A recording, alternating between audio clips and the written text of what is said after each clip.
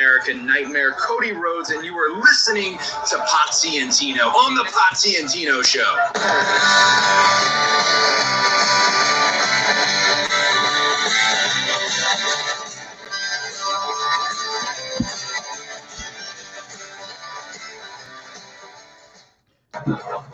Ladies and gentlemen, boys and girls, children of all ages, the Pots and Pans Network proudly brings to you its tag team champions of the world. That's right. We defended them last night in Raleigh, North Carolina, the Potsy and Tino Show. Our theme song, as always, is brought to you by Adam's House Cats. Brought to you by the who? It's Adam's House Cat, right? Yeah. I think you sent it to me instead of Jason, because I just got a message from you that says want to be on the show tonight, and then it's a StreamYard link. I think you thought you sent it to Jay, but you sent it to hold on. I'll do what I can. You go ahead and you start talking about what's up with you. How about that? Here, I'll even give you a little banner. There you go. You go ahead and you start talking about that stuff. I don't remember what I did. Tired. I'm so tired. Well, you better figure it out, because otherwise it's going to be the worst show we've ever done. I haven't had any. Well, I didn't have any shows this past weekend, but I was out on the adventure, and I went and had to get a new Apple Watch. So I picked that up yesterday. So you got a fruit watch, huh? Yeah, I had to get a new one. But the most exciting thing, which I'm sure we'll talk about it more, is the reason why we didn't do the show last night is because friend of the show Jason had an extra ticket to Monday Night Raw last night here in Raleigh, and so I was there, and I had a blast. I had a good time. Other than that, man, it's working, coming home, chilling, not too much anything. I think I hung out with you. When was that? Last Thursday or Friday? Did we go to Ruffles? I don't even remember. I think it was Friday.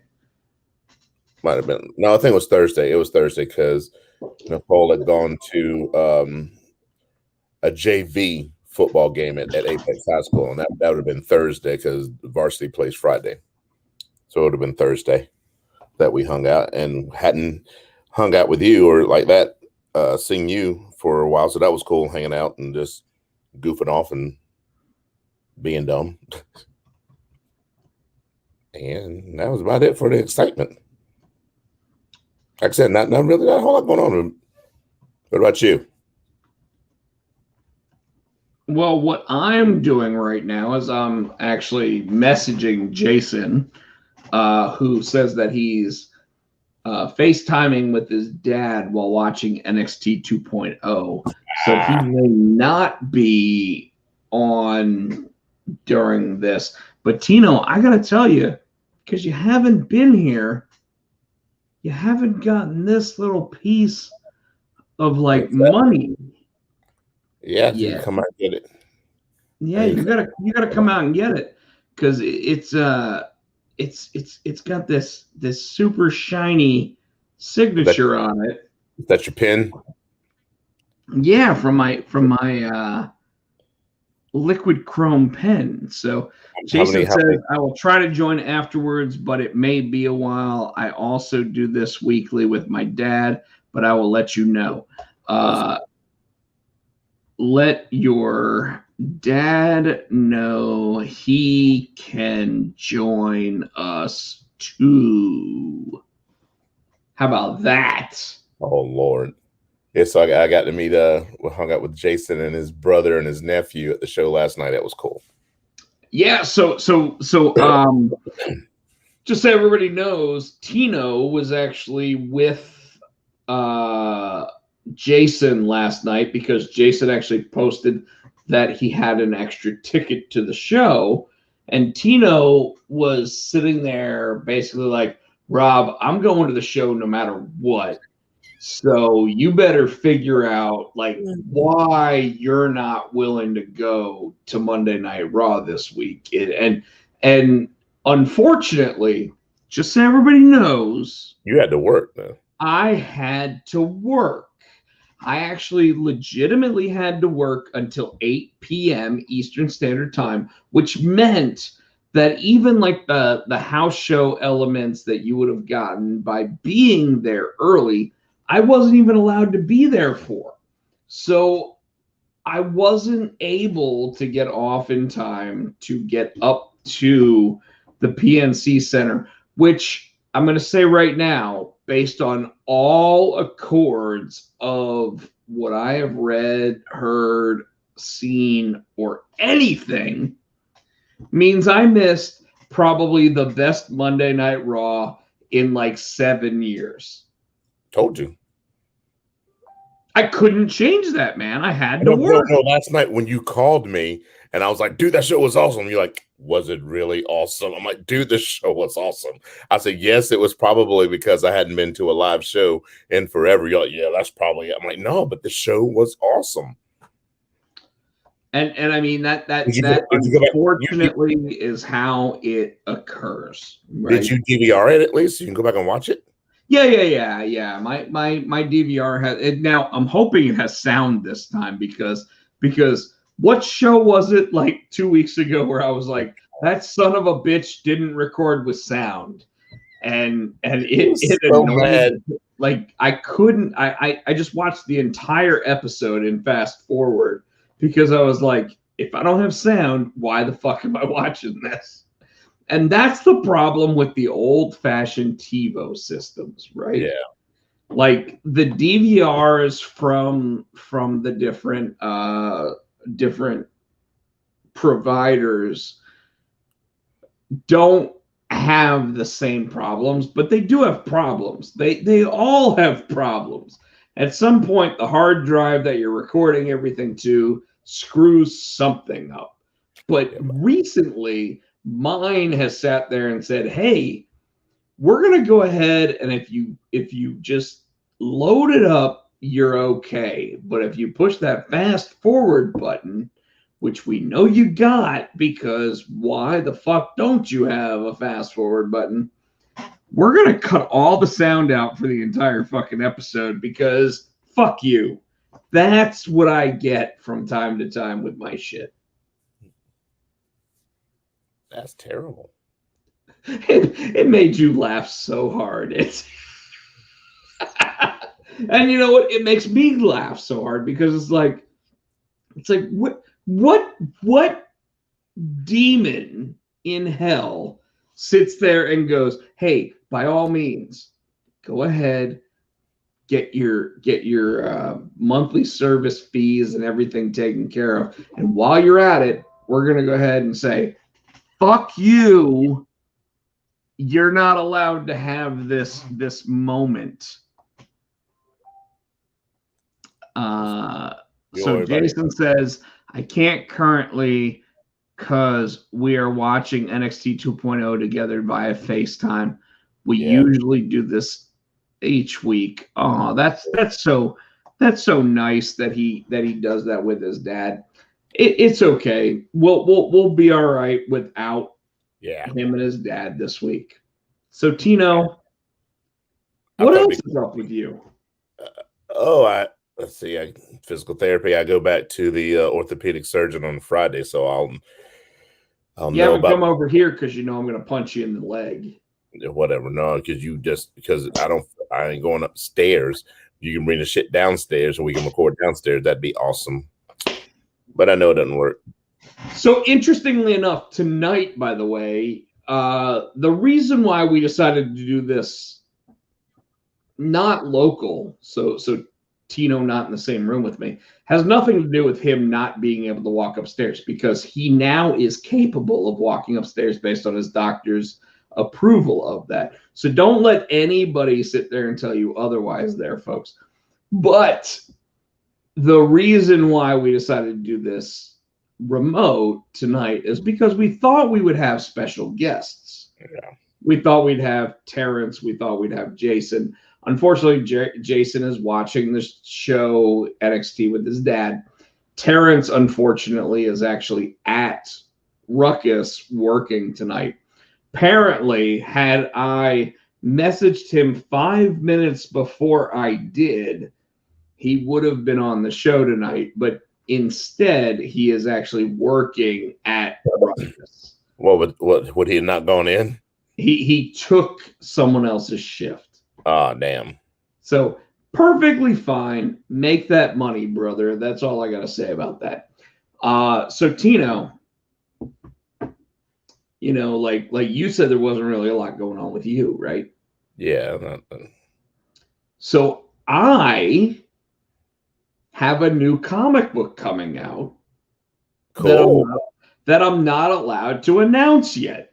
So just throw that out there and just tease people, you jackass. Well, I'm gonna tease until I can announce, right? But you have seen the cover that I was partial to making. Right. And I'm going to ask, without giving anything away, is it one of the coolest covers I've ever sent you? Oh, that cover is fucking awesome. You sent it to me. I was like, damn. So I want to point out, and this is what I can say, because I won't officially announce the comic, by the way. I will not officially announce it until I'm at Fayetteville Comic-Con. And that's when? Middle of October. Okay? Okay. So about a couple weeks. So it is a Star Wars parody. And it was written by me about a year and a half ago.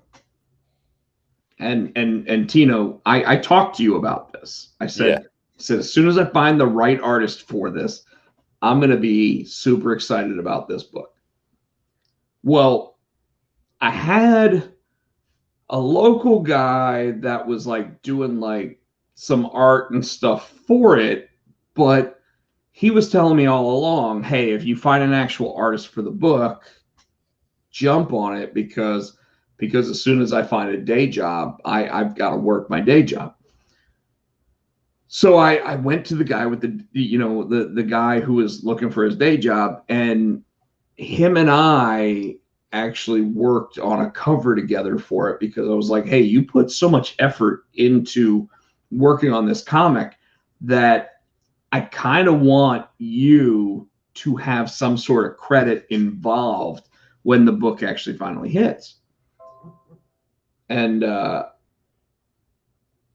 he was like, that's awesome. Like I've never had a comic book credit. I like to draw. I've never done this. I've never done. So it's funny because like the entire process was him sending me his penciled artwork, right? And right. he's like the type of person that does like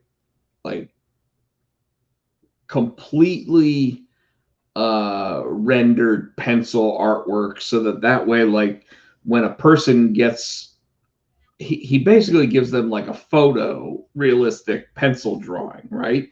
Right. And I'm telling him, I'm like, dude, comic books don't work that way.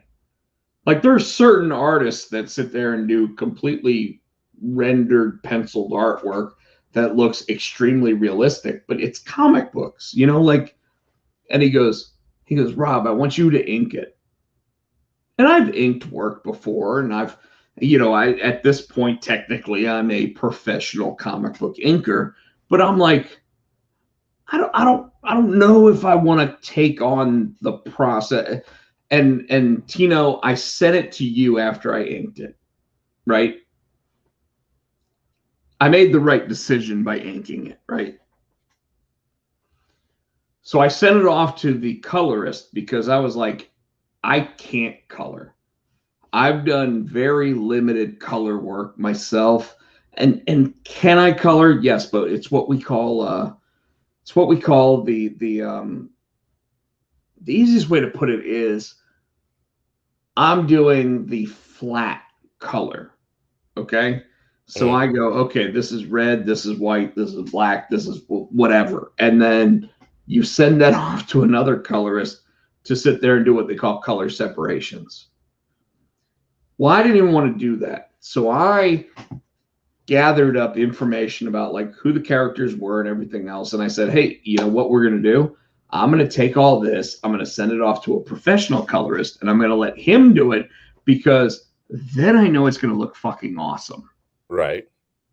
And Tino, I sent it to you. That was fucking awesome. I was blown away when I opened it up. I'm like, oh my God.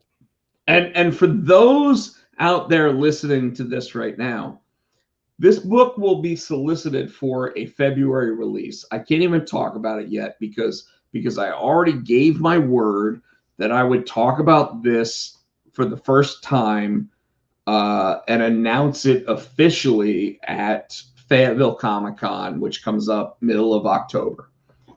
And let me put it this way.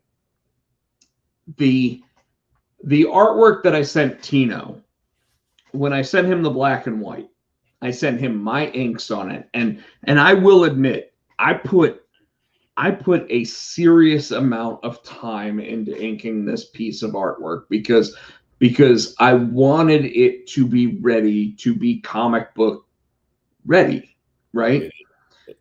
And I sent that to Tino, and Tino was like, damn, that looks good. And then I said, and now I'm going to hire a professional comic book colorist to color it because I wanted it to look like something that you would expect from Marvel, DC, or any of those companies. And it did. And it really did, didn't it? I was like, oh my God. Yeah, so what I think I'm going to do, Tino, I think over this weekend, I am going to send off to try to get prints of my cover for it. Your ink or the color? The full colored one. Mm-hmm. So that I can sit there and when I announce it at Fayetteville Comic-Con, kind of like unveil it.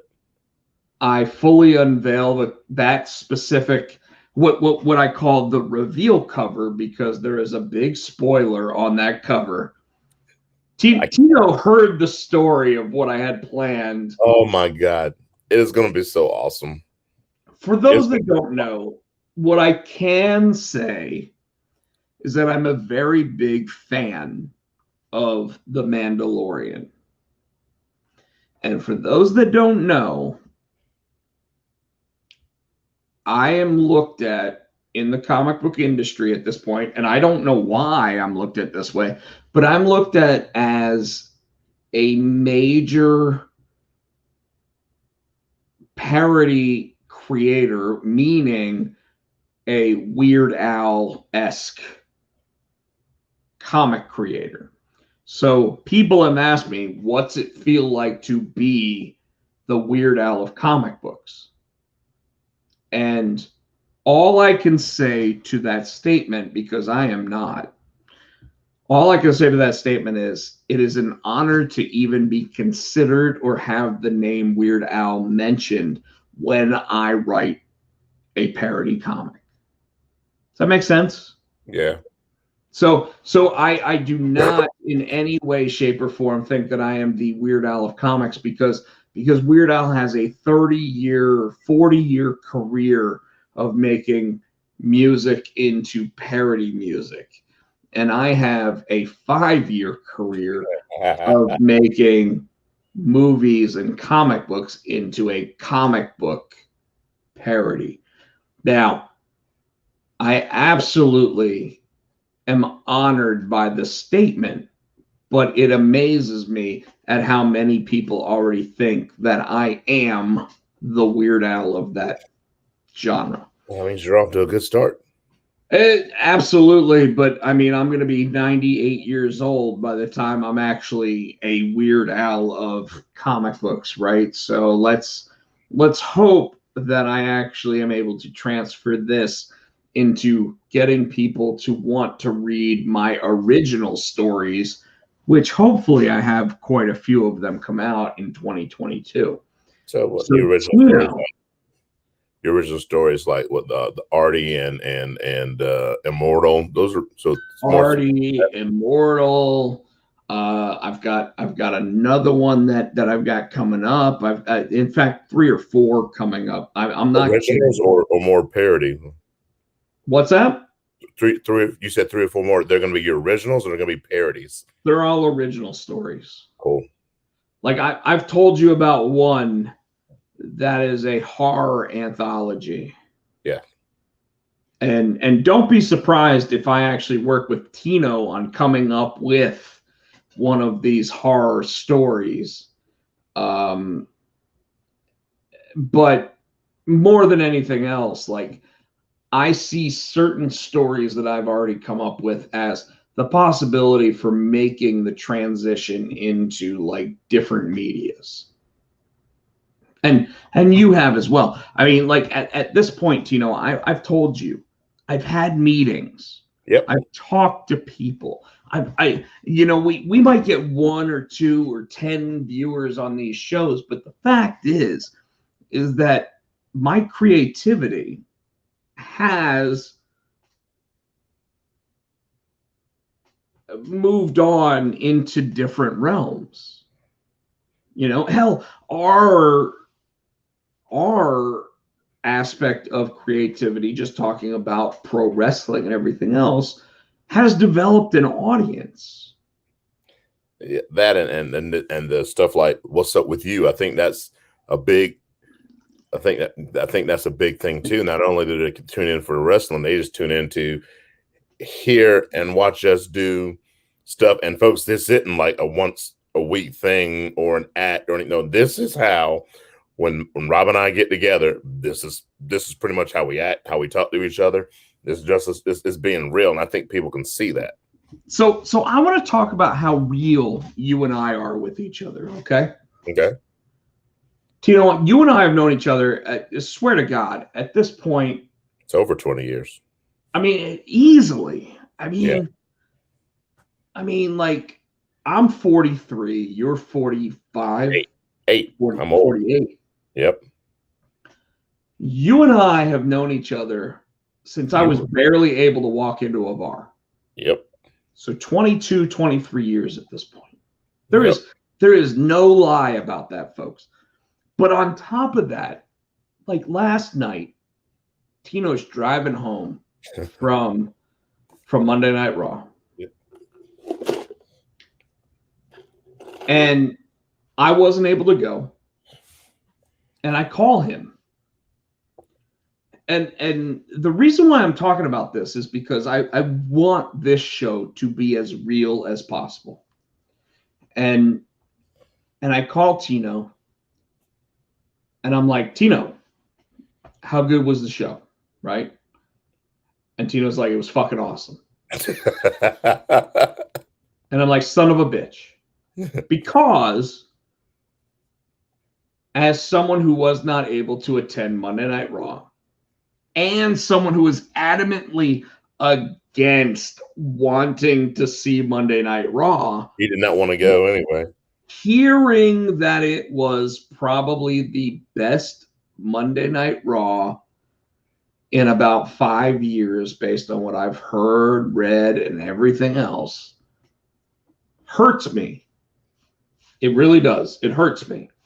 But I didn't hear that it was probably the best Monday Night Raw until today, when Busted Open is talking about how good Monday Night Raw is, and all they do is shit on Monday Night Raw. I mean, Bully Ray shits on Monday Night Raw. Dave LaGreca shits on Monday Night Raw. You and I shit on Monday Night Raw to where we sit there and say, we're not even going to watch Monday Night Raw. We're going to have our show on Monday nights instead. Now, Monday Night Raw continues to be good. You and I are probably going to move our shows to Sunday night, because that way we have the ability to watch Monday Night Raw and include it truthfully and honestly in our weekly discussion of everything wrestling. At the same time, I called you last night because and folks, this is me being as real as I can about things going on in my life and things going on with Tino and things going things that just involve the show. Tino recently knew that I had two extremely close friends of mine pass.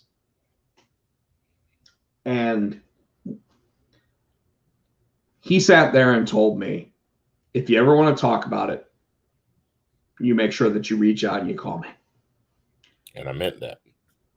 And I was like, I don't think I really need that. I don't think I like there's a part of me that closes off when that type of chapter closes. And I don't look at everything as a book, but when certain people are no longer there to contact, I still feel like, and Tino, answer me this based on your own personal experience, but when you know that someone's not there, do you feel like if you call them and get their voicemail, you're still talking to them? Or at least hearing their voice. Sometimes I just want to call and hear their voice.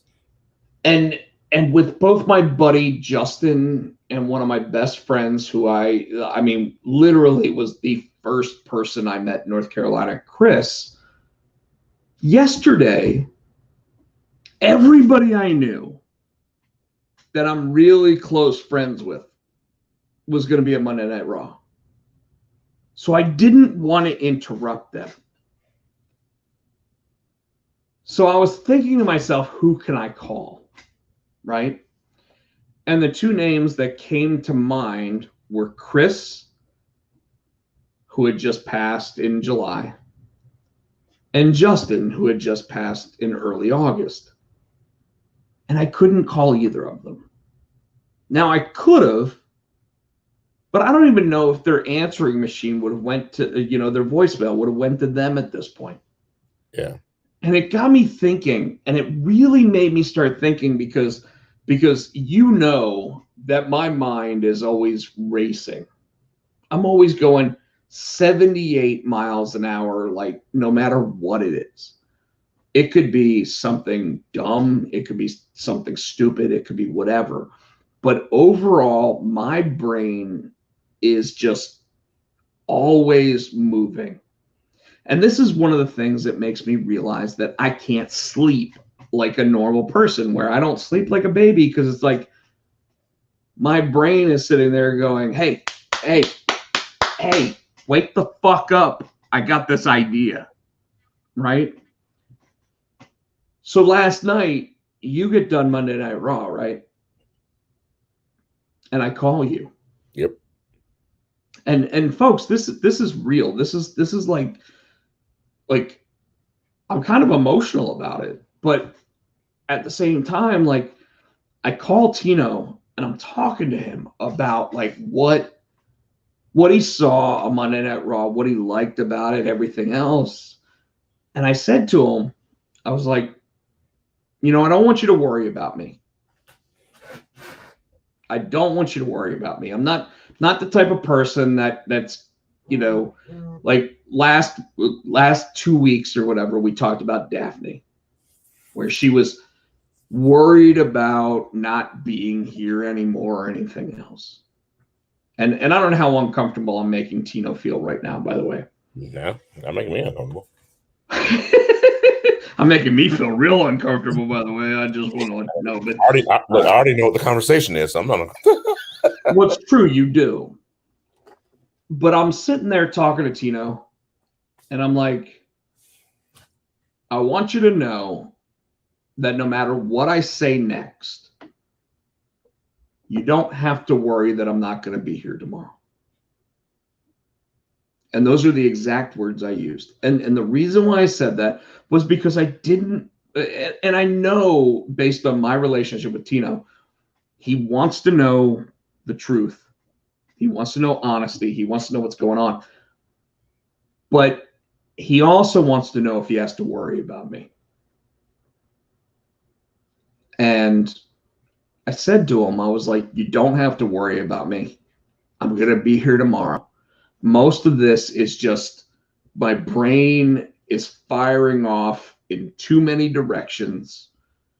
And ultimately, I'm not sure if I need to talk to somebody about how to get it to calm down so that I could sleep, because I can't remember my last good sleep. I can remember the last time I passed out. That was like 4 days ago, okay? But I can't remember. And by the way, folks, if you're in the audience, don't be shy. Say hi. We say that every week. Buy a shirt. Buy a shirt. What's that? Buy the shirt. Buy a shirt. Yes, please buy a shirt. Help us support the show. But I mean, like, I legitimately sit there and I'm talking to Tino about this, and I'm like, I think I'm starting to understand why I don't sleep very well. And I think I'm starting to understand like how far my brain is thinking and sending messages and doing whatever it's doing to where I'm just not able to slow down. And at the same time, you know, I really started talking to him about something that is very personal, which was whether or not I should talk to somebody professionally. And Tino, you told me something I didn't even know. You have a psychology degree. So you are somebody that I could talk to about this stuff.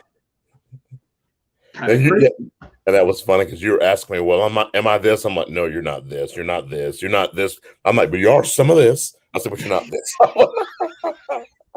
So for those that want to know, I literally asked him, am I somebody that has to worry about like going off the deep end and killing myself? And not in a way that I would ever consider doing it. I already know, like Tino, I was talking to somebody today at my job about emotional intelligence. Okay. And I don't know if you know this, but I've done the tests and everything else, and I am in the 94th percentile of men in my age range based on understanding the social management, social awareness, and self-management and self-awareness sides of emotional intelligence. So the 4 aspects of emotional intelligence, I am in the top 6% of people. And the only reason why I am not higher is because I totally understand why I feel a certain way from time to time. And yet I know how I'm going to act, which is not the way you are supposed to act.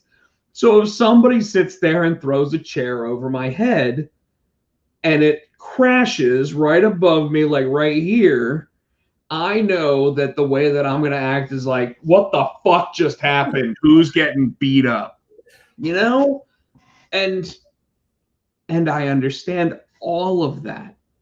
I understand why I feel the way I do. I understand what I'm going to do in that situation. So going back to what we were talking about, I was asking you whether or not I should actually see a psychologist or a psychiatrist who could actually, you know, deem me needed for medication based on how I'm talking, how I'm acting, how I'm doing all this stuff. But more than anything else, it was more specifically, should I do that, or could that possibly affect the creativity that already comes from me? Because today when I woke up at 8 o'clock this morning and I had to be at work at 9, that 45 minutes that I had before I was really getting ready for work, so that last 15 minutes where I get ready, I was still writing. I was doing more writing for my book. And to this moment, I still wonder whether or not getting, I would say, professional help, Mm-hmm. but getting prescription help may or may not actually prevent me from being as creative as I am, and I'm at a loss. And folks, this isn't fake. This isn't something that like Tino and I said we were going to talk about, and we're just going to like throw that out there. Like this is legitimately like my brain does not stop. Tino knows this. I've called him at 2:00 in the morning and been like, "Hey, are you still up?" And he's like, "Shut up, I need to go sleep." You know, but like I have called him at 2:00 in the morning and been like, "I need to talk about this stuff," and this is like going off on all like synapses and everything. Like something is, and most times he just sits there and goes, "Just write it," you know. Write it down. That's how when I get a song idea, just wake up. I keep a notepad and a pen by my bed. So that for that exact reason, you just wake up, you write it down, because I know if I go back to sleep, I'm like, was that a dream? What was that? You know, what was that line? What was that verse? You know, what was that phrase? You know, there's so many times where I wake up and I go, holy shit, that was a great story, right? And yet 5 minutes after I think about it, it's gone. So you write it down. It's gone. Well, you don't have time to write it down, because when you're sleeping and your brain is firing off on all areas, and folks, I don't do pot, I don't smoke, I do drink, and a lot of why I drink is because I need to figure out something that's going to just turn the brain off and let me go to bed. Self-medication. It's robo tripping, it's whatever you want to consider or anything else, but I mean overall it's the easiest way for me to sit there and go, man, if I drink one more beer, I know I'm just going to fall asleep in this chair and I won't have anything to worry about. And that happens. That truly happens, and a lot of people don't really understand it. And we haven't even gotten to pro wrestling tonight yet, and I'm still sitting here talking about what's up with me, because like the brain has so much going on, Tino. Like I have a horror anthology that I'm probably going to involve Tino in one of the stories, like, and ask his opinion and see what he would think would make a good horror movie, because this shit, like literally, I'll be driving down the road, I'll see a road sign, and I'll be like, I got a fucking story about that. Like that's how my brain works. Like it's all over the place, and the reason why is because you never know what's going to be the story that hits.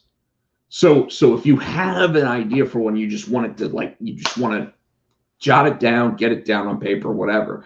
And I can tell you, I don't even know what the extent of the horror story I want to do is, but I think I have talked to Tino about it. And at the same time, I've also like expanded upon it to where like other people are now thinking about different ideas that would happen in the same town.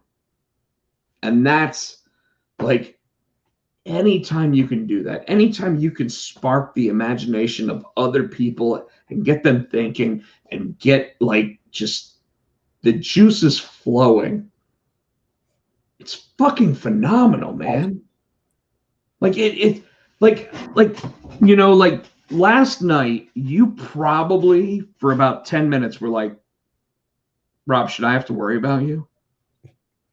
That's the thing though. Once you said that, you know, once you made clear that you don't have to worry, you know, off the top that I'm you know, you don't have to worry about me not being here tomorrow.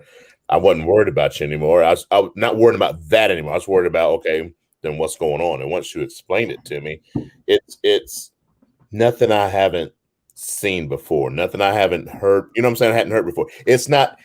I know to you because it's sometimes when it's happening to you, it's like, oh my God. But, but I've studied it. I've had other people in my life with the, kind of the same thing. And I understand and sometimes I get anxious like that too. So I understand where you're coming from. Well, it's not anxiety. It's not anxiousness. It's not any of that. It's your brain legitimately has like 19 different things going on when you're supposed to be sitting there going, shut the fuck up, let me go to sleep, right? But on top of that, and this is where I think that you trust me more than you trust most people, is that when I sat there and said, you don't have to worry about me doing anything negative, you trusted me on that. A lot of people would sit there and go, he's never really said anything like that to me before. Maybe I should drive out to his house and bang on the door until he wakes up and sit there and see. And I think that, I reiterated multiple times, Tino, this isn't a suicide thing, or this isn't I'm super depressed. Like, do I think there's depression involved? Sometimes, yeah, absolutely. Do I think that there's this involved? Do I think but do I think that I just want to call it quits? And the answer is no. No. The fact of the matter is, and if any of my family ends up watching this or anything else and they're worried about me or anything, you shouldn't be. Like, I draw strength from all of those moments where weird shit happens in my life. And in fact, I want to bring up this, and I'm going to change the subject completely. So my mom, okay? My mom's 72.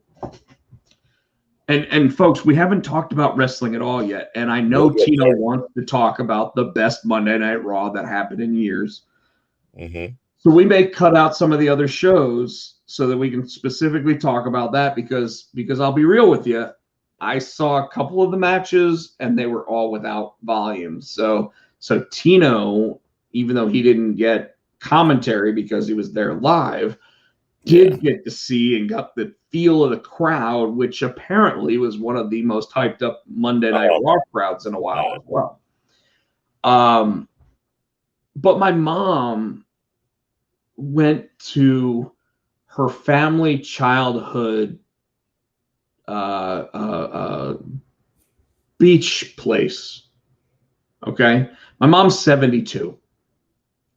She's the second youngest out of all of her 9 sisters. Okay. She's got 2 brothers. So maybe it's a total of 9 at this point. I don't know. I'm not going to try to count them all up at this point, but 2 of them haven't liked each other in years because one son got mad at another son and they did all this crazy shit to each other. And apparently, believe it or not, I got blamed for some of the stuff, which I had nothing to do with because I wasn't even there, kind of thing, right? No big deal, whatever. Let me just put it this way. Out of the 9 kids that my grandparents ended up having, or that are still alive, they hadn't all been within like the same vicinity in like, I don't know, 10 years, it feels like. Mm-hmm. And, now my family's getting to where everybody's 40 and 50. And when it comes to the aunts, my aunts and my mom and everybody else, we're talking 70s and 80s kind of stuff. And there's cancer happening, and there's this happening, and there's that happening, and there's all, like, I mean, hell, I had open heart surgery. My brother had valve replacement surgery. Like, there's a lot of physical stuff going on, right? So my mom sets up a trip, and she's like, "Hey, we're gonna go up to what's called Sea Isle City, New Jersey. It's a little place next to Ocean City, New Jersey, next to pretty close to Atlantic City, basically, right?" And I get this email. This is what I get. I get an email that says that my mom took like 35 pictures while she was there. And my mom takes pictures all the time, but she uses this thing called Shutterfly, which has been around since like Best Buy started selling digital cameras. And so my mom's got Shutterfly, and she sends 35 pictures. And two of my aunts who haven't talked to each other, Tino, I swear to God, in at least 15 years. Wow. And it was all because something happened where one of the nephews, so one of the sons of the aunts, decided to mustard one of the other nephew's cars. Now, I ended up apparently being blamed for this from somewhere or one of the cousins, even though I wasn't even in town. They blamed me because, of course, it's got to be Kathy's kid is my mom's name. So, well, I'll put it this way. Like I said, those two aunts hadn't talked to each other in like 10 years. Well, my mom ended up working out like with all of her other sisters that they were all going to be there for at least a certain amount of time.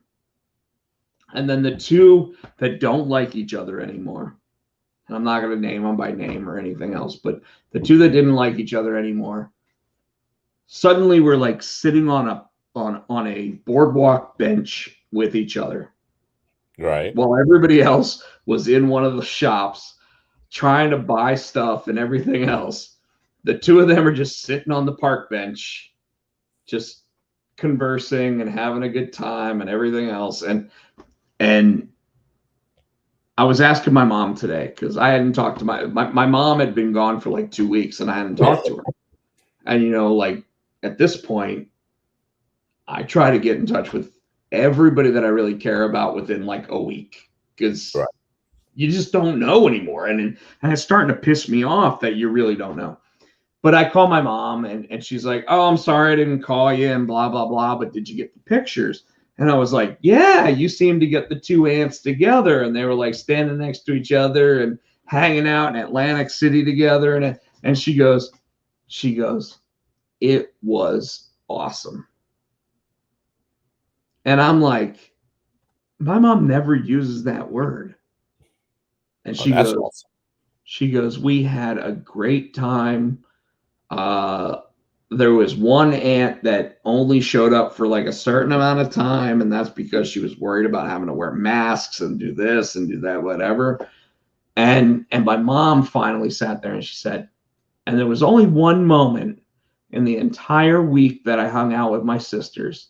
And like I said, my mom's got like 7 to 9 sisters, right? Like I know that there's like 9 total siblings at this point, 2 boys, and I think seven sisters. And she's like, there was only like one moment where one of them started getting like irritable about anything. Like they were all having such a good time. And it was because my mom sat there and got mad at how one of them was wearing a mask. And she goes, "Yes." Yeah, so she started getting snippy with me. And I'm like, so what you're saying is our aunt that doesn't know how to quit smoking at like 80 something years old. Wow. Is saying that she can't breathe wearing a mask. And I don't have a problem saying this. They can get mad at me at this point, whatever. I love them all. I love all my aunts. I really do.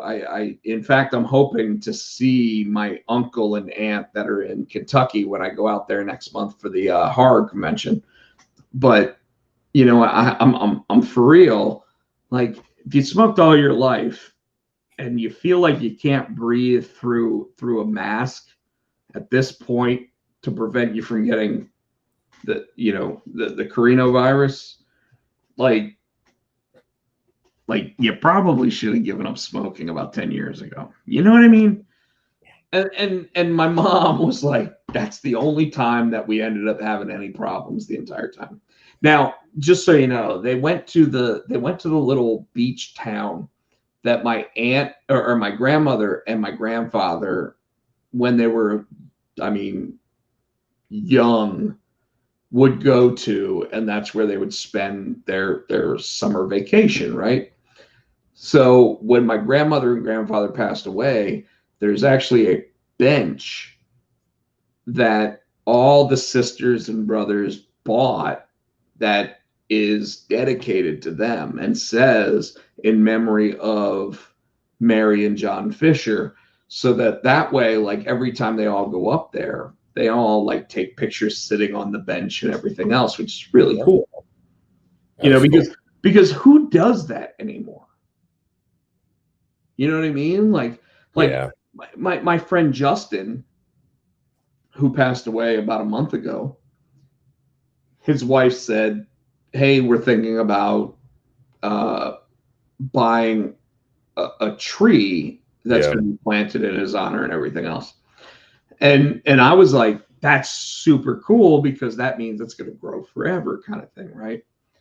And then I messaged her back when she sent me like what the plaque's going to say. And I said, Melanie, make sure that you let me know when it gets planted because I want to be there for it. But I also, because he was such a big Pokemon Go player, I want to take a picture of the area and send it in to get it made into a Pokestop. Oh, cool. Because that ultimately is something that he would have wanted. And she was like, oh my God, I didn't even think about that. But that would take like this dedication of a tree and just set it over the top based on what he truly would want. And thank you so much for even considering the idea of it. And I'm sitting there like, I mean, him and I went to the park that they're going to be placing the tree to play Pokemon. So I was like, it was like the first thing that came to mind, you know? And it's just amazing. It's just mind-boggling to me. So, whew. Tino, we're already at 9:30. Yeah. I'm going to skip the GameStop story of the week this week. Okay. You okay with that? Yeah. I do, however. Excuse me. Did I watch this? I didn't watch it this week, but I don't care. You can talk about it. I'm going to go back and watch it anyway. So, I want to talk about heels because Stars is putting on an amazing representation of what it takes to make a small town wrestling federation work. We were sitting at Raw last night, and I asked Jason, I said, so what do you think of heels? He said, I hadn't watched it yet. I'm like, dude. He said, is it worth my time? I'm like, yes. So hopefully he'll start watching it. Hopefully he'll message me and I can just give him my access to it. I'm like, oh my God. Like I said, I hadn't watched this week, so I'm going to have to go back and watch it. So the episode that you most recently watched actually dealt with like inside the ring stuff. You know, like you had Ace versus Bobby Pin, and you had like them all putting on their best possible performances to determine whether or not the show was going to get picked up by the state fair, right? And at the end of the episode, Ace, and by the way, folks, this is a week old now, so I can go ahead and say this because we've passed the statutes of limitation. Ace ends up getting so pissed off at the fact that Crystal, the valet, breaks character and says her feelings rather than what was written for her, that he goes off script as well. And when he goes off script, oh my He was off script on the only cat there that didn't do a damn thing. That does exactly what he was told to do, including in the ring, which was at one point gets told, go up to the top, you're going to get superplexed. And he says, Ace, I've never done this before. And he goes, stop being a pussy. And he just climbs up to the top. He takes the superplex. He sells the shit out of it. I mean, like he's, oh God, my back. And then immediately Ace goes and puts him in a leg lock, not a figure four or anything like that, but puts him in a standardized leg lock and is pulling on the leg so hard. And Jack, played by Stephen Amell, is sitting there saying, what are you doing? Knock it off. He's the ref. Doing it. He's the ref. He's playing referee in that one. He's playing the special referee. Yeah. And minutes before this, he looks at Crystal and he says, you don't ever go off script on me. And then while this is all happening, Ace, if you watched like the third episode, Jack sits there and puts his brother Ace in a massive hold that gets Ace to where Ace is crying in the ring. Like, why are you doing this to me? And Ace finally lets him go because Ace wanted, or Jack wanted to prevent him from going to like WWE. Yeah. Basically what we were saying. Is prevent him from going to the developmental brand or whatever, NXT, whatever it's going to be. And all of a sudden, like over the next 2 episodes, Ace ends up realizing that he needs to turn heel because crying in the ring as a babyface, you're never going to get the fans back. So come back to this episode, and he's got the white meat babyface that doesn't even, I mean, like the kid doesn't even have an education in terms of like trying to figure out like him and smartened up. Yeah. So he's got him in a leg lock, and his name's Bobby Pin, and Bobby Pin is sitting there like tapping out, and Ace pulls the leg so hard that Tino, what happens? Snaps it. Bone comes right through the shin. Like you and folks, this is not for the light at heart. Like you see a bone shoot through the leg. And it's funny because I'm going back there because I remember you texted me. You're like, hey, you might want to close your eyes at the end. I'm like, oh, why? What the fuck? And what could they possibly do? Yeah, and as soon as it happened, I'm trying to find the text. As soon as it happened, I text you in all caps. He just broke that motherfucker's leg. Oh, I was like, oh my God. And all this was while there was a character named Wild Bill who got his start in that federation when their dad was running it. And in that process, he ended up becoming such a big name that he was basically, if I had to guess, if I had to say that he was someone, he was probably a Jake the Snake Roberts in the WWE. Is kind of how I feel. Like he made it big, but he never made it to like world champion or whatever. Yeah. And he was always the one that was willing to sit there and just say how he felt and got himself in trouble for it, to the point where he got fired by them because, well, he got too souped up on other shit, and he's walking around on a plane, kind of like the current story about one Ric Flair. Because he came out of the bathroom in his robe, but naked with the belt. Well, this guy, he didn't even really come out with a robe. He just came out with like, yeah. So I'm going to tell you, folks. And that's when another thing I they didn't make fun of what the WWE does, it makes fun of like the championship belt, because we all laugh at the Universal Championship belt. Yes. You know, it's not to us what the champion, like the broken skull belt, or the what did they call it? The Smoking Skull? no, the eagle. Oh.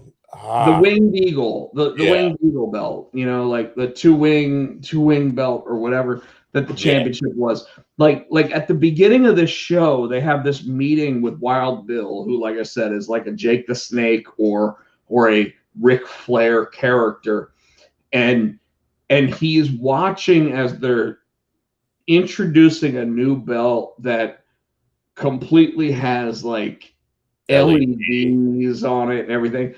And he goes, "Oh, you know what would make this belt even better is if the thing made fucking noises like boo, boo, boo, boo, boo, boo." And they're like, "Oh my God, that's a great idea." And he's like, "No, that's a fucking stupid idea."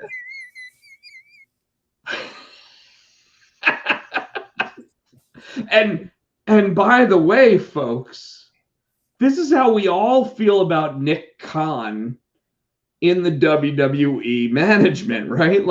Like, oh, we could sit there and put LEDs on the belt and no, fuck you.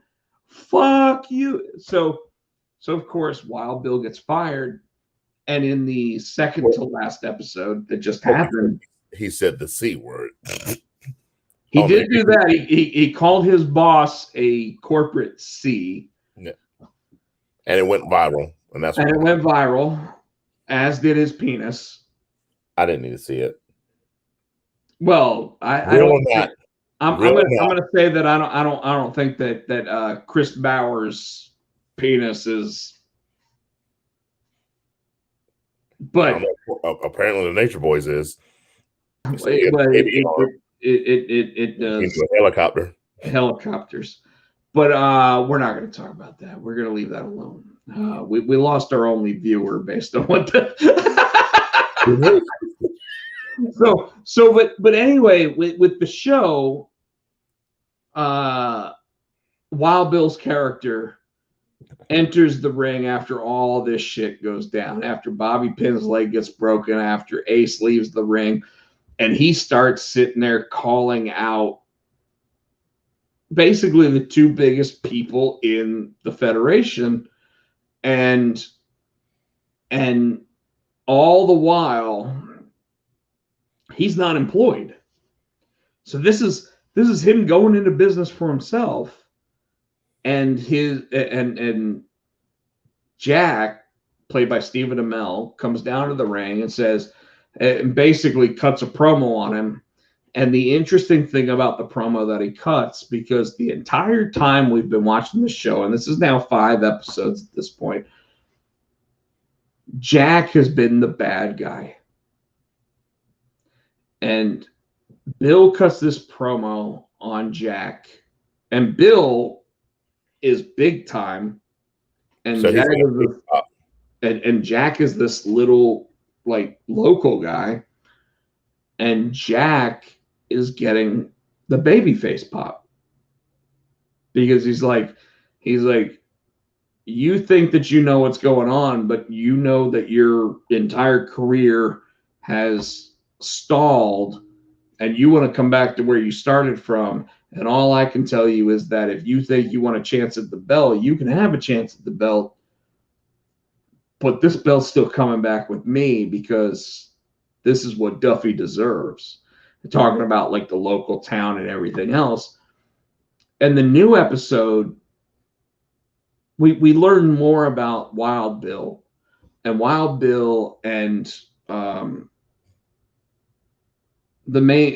of the two main females in the show, Willie, she, played by Mary McCormick, is a former, she's a former valet for Wild Bill. And she loved Wild Bill. And Wild Bill ended up going up to the show and everything else, and Willie basically like hates his guts. But when the shit hit the fan, she put him up for a couple nights until he sat there and said something that was just too much for anybody to ever sit there and say. And this episode started with Willie taking Jack. And God, I hate that we're not talking about the pro wrestling that happened this week, by the way. But I think it's important. She takes Jack to a 10,000 person stadium because she wants Jack to see this is what you will have if you get this state fair gig, right? And they've already got the gig, but they've got to sell it out now. And Willie doesn't want to work with Bill because, well, Bill said some really, really bad things. Tasteless. I'm sorry I didn't pay for that abortion too. Yeah. And shit like that. And folks, it's mindless at how big of a statement that is.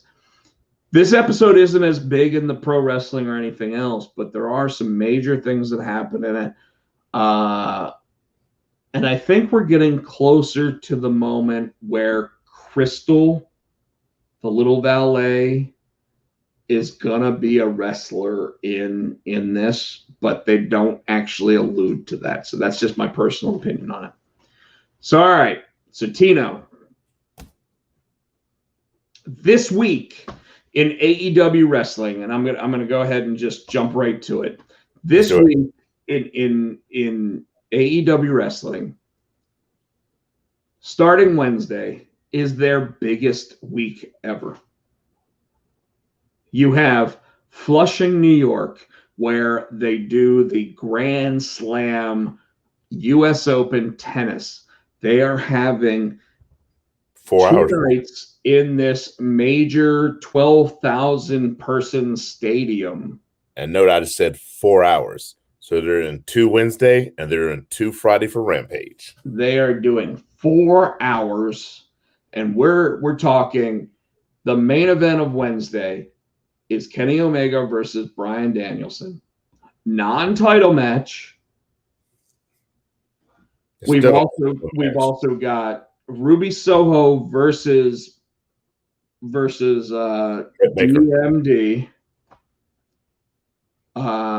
Which, by the way, Ruby Soho dropped her best promo of her career. Her career. Not even of like the last year. Her career. She's going on in the same vein that everybody else is saying. Because in that promo, she said that a lot of people, pretty much paraphrasing, a lot of people aren't aware of what she was due because she was getting held back. And now that she's in AEW and she can show what she's going to do, I'm interested to see. Because I'm sure WWE watered her down and didn't let her do, Well, we all knew she had talent. We all knew that she had the ability to be a contender. The problem is that she didn't have the look for the role. And speaking of such, let's go ahead and say it. I am a big Alexa Bliss fan. You know that. We have talked about how much of an Alexa Bliss fan I have been.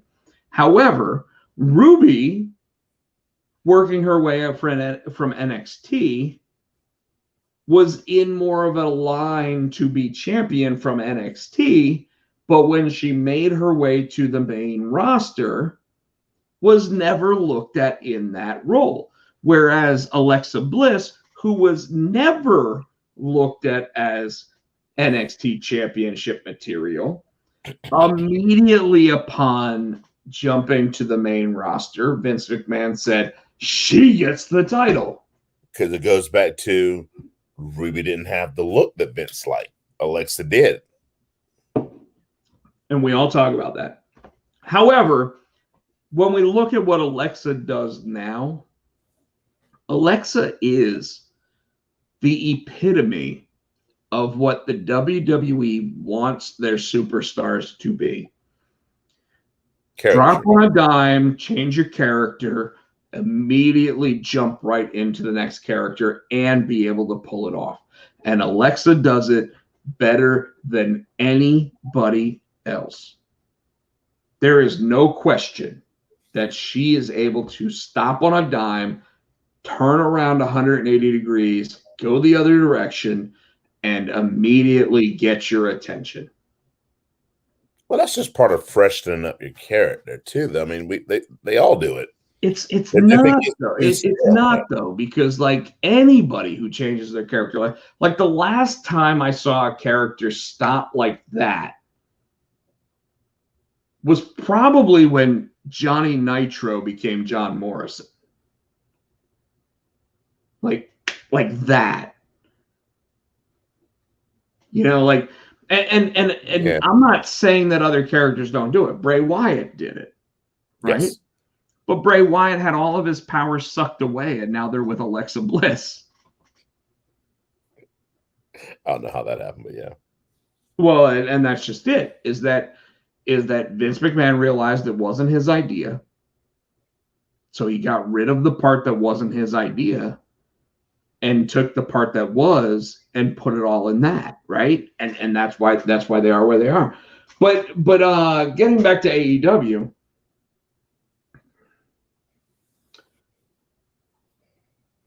Dynamite is stacked. Yup. I mean, you have a 2 days before CM Punk wrestles his first match on TV in 7 years interview. You have Bryan Danielson versus Kenny Omega. You have other things going on. And then on Rampage, you have Chris Jericho and Jake Hager versus Scorpio Sky and Ethan Page, with Dan Lambert and America Top Team in the audience. You have CM Punk versus Powerhouse Hobbs with Team Taz in attendance. I mean, like they legitimately are sitting there going, hey, we're giving you pay-per-view quality week without giving you a pay-per-view. Am I right? Yeah. And at the same time, it's not like WWE's taking a week off. Because Tino, you were just at Monday Night Raw. And well, Vince has to put on shows like that. He's going to have to put on, especially come Friday. A, because Rampage is 2 hours and they're coming strong. B, it's when's the 2 hours though? Is it? I was going to ask 9 to 11, or is it 10 to 12? I don't see it being 10 to 12. I don't think anybody's going to stay up. I think they might try to go head to head with SmackDown, or at least go, because what SmackDown is what? 8 to 10? No, what is SmackDown? 8 to 10? 8 to 10. Yeah. They might hit that 9 to 11. Yeah, if anybody in the audience knows the answer to that, I would love to know it, because I'm almost thinking they go 10 to 12. I don't know. And the reason, but I'm gonna explain why. Because right now, the #1 rated pro wrestling show in the world is SmackDown. It's not Monday Night Raw. It's SmackDown. Mm-hmm. And you use that on a regular basis to lead into your Rampage show. And Rampage is only, like, besides the episode where CM Punk showed up for the first time and got 1.3 million viewers, they've only been able to muster about 675,000 viewers. So here's my question, though. Okay. And I agree with what you're saying, though, but look at it this way. They know that they're not going to, and I'm trying to find out the time while I'm talking to you. They know that they're not going to be able to beat SmackDown head to head, but they're playing this Friday Night War thing. So why not try not a whole 2 hours, maybe go in an hour back just to see how they do. You know what I mean? Instead of the whole 2 hours, just try an hour to see how that goes. So I'm going to be real with you.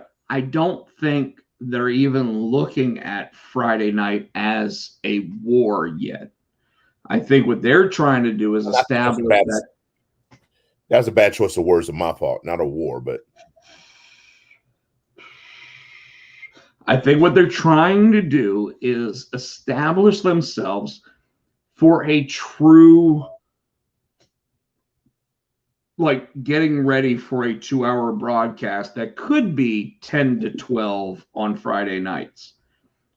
Because I want to point out, that one of the things that they recently, that had recently been noticed is that, Tino, when you went to Monday Night Raw last night, how many kids did you notice in the audience? a bunch.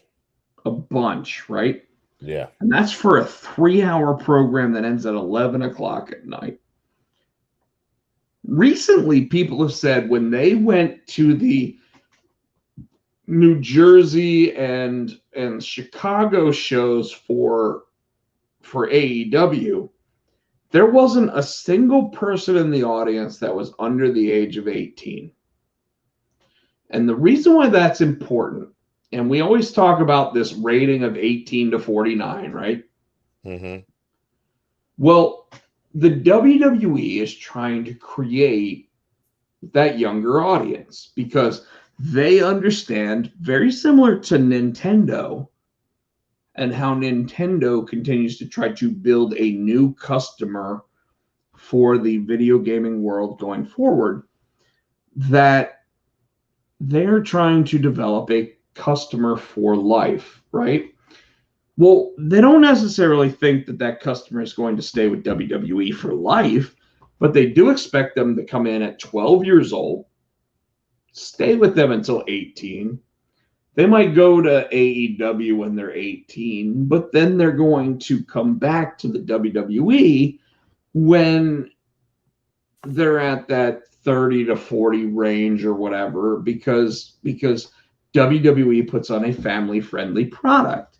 And that's kind of what they've been trying to say all along. And it's weird because you can see it based on those ratings, but you can also see it specifically based on who's in the audience at these major shows. Like when you go to a Ring of Honor show, you don't see 12-year-old kids. You see Jason, you see me, you see you see our other friend Jason Everest, you see like bunches of people, but you don't ever see a 12-year-old kid. And the reason why is because they know that their audience is older than that. And AEW realizes that their audience is not a 12-year-old kid.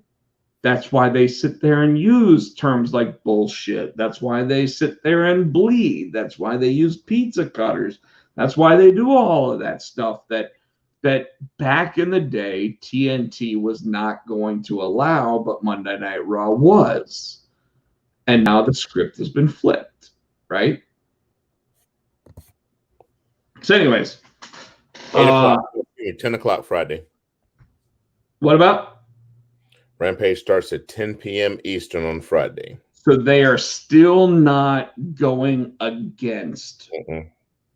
And that makes sense because right now, the number one rated pro wrestling broadcast is Friday Night SmackDown. And it is garnering, by the way, over the past 4 weeks, over 2.2 million viewers per episode. So you don't want to go up against the beast. You want to drag off of the beast. Make sense? Makes sense. And that's what they're planning on doing. So, all right. So, Tino, NXT New Vision, it still says that Samoa Joe dropped the title. Tommaso Ciampa actually gained the title last week. Goldie. He got back Goldie. Let me go ahead and fix that while we talk about this. But how long do you think he's got Goldie for? Not long.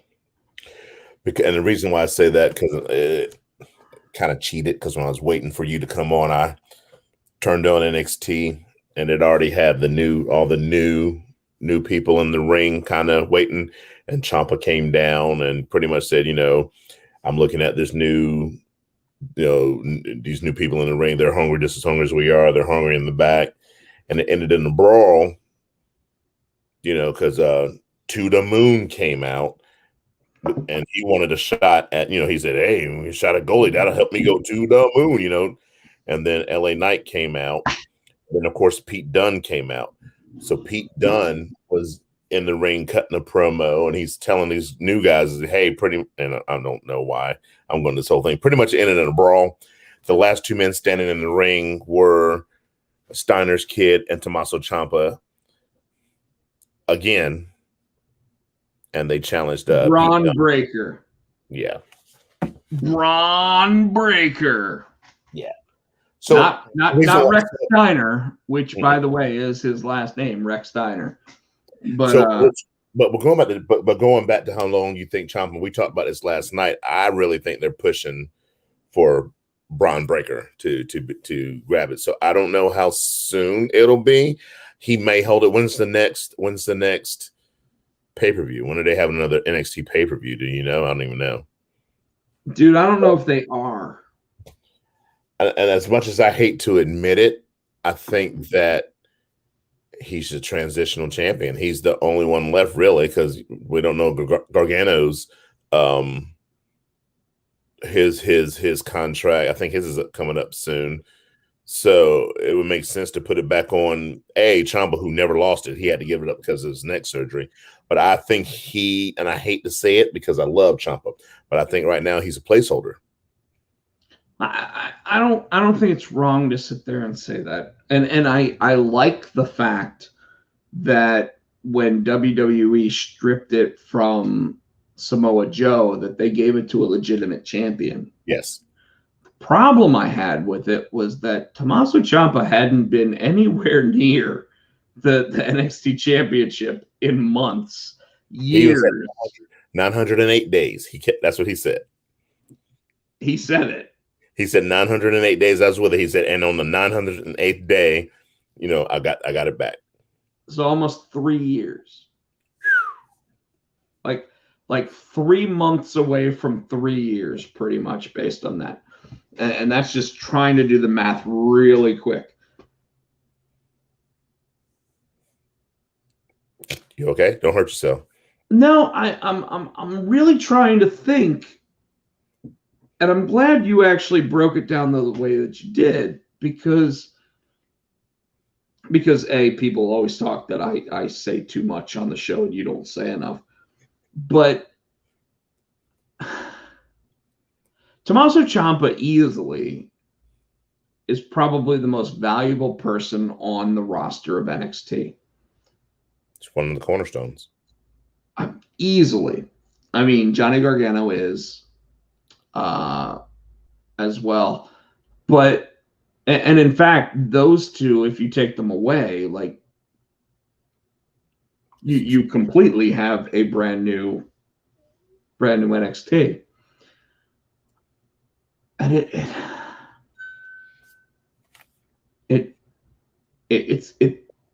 it worries me. But then at the same time, I read a report today that said that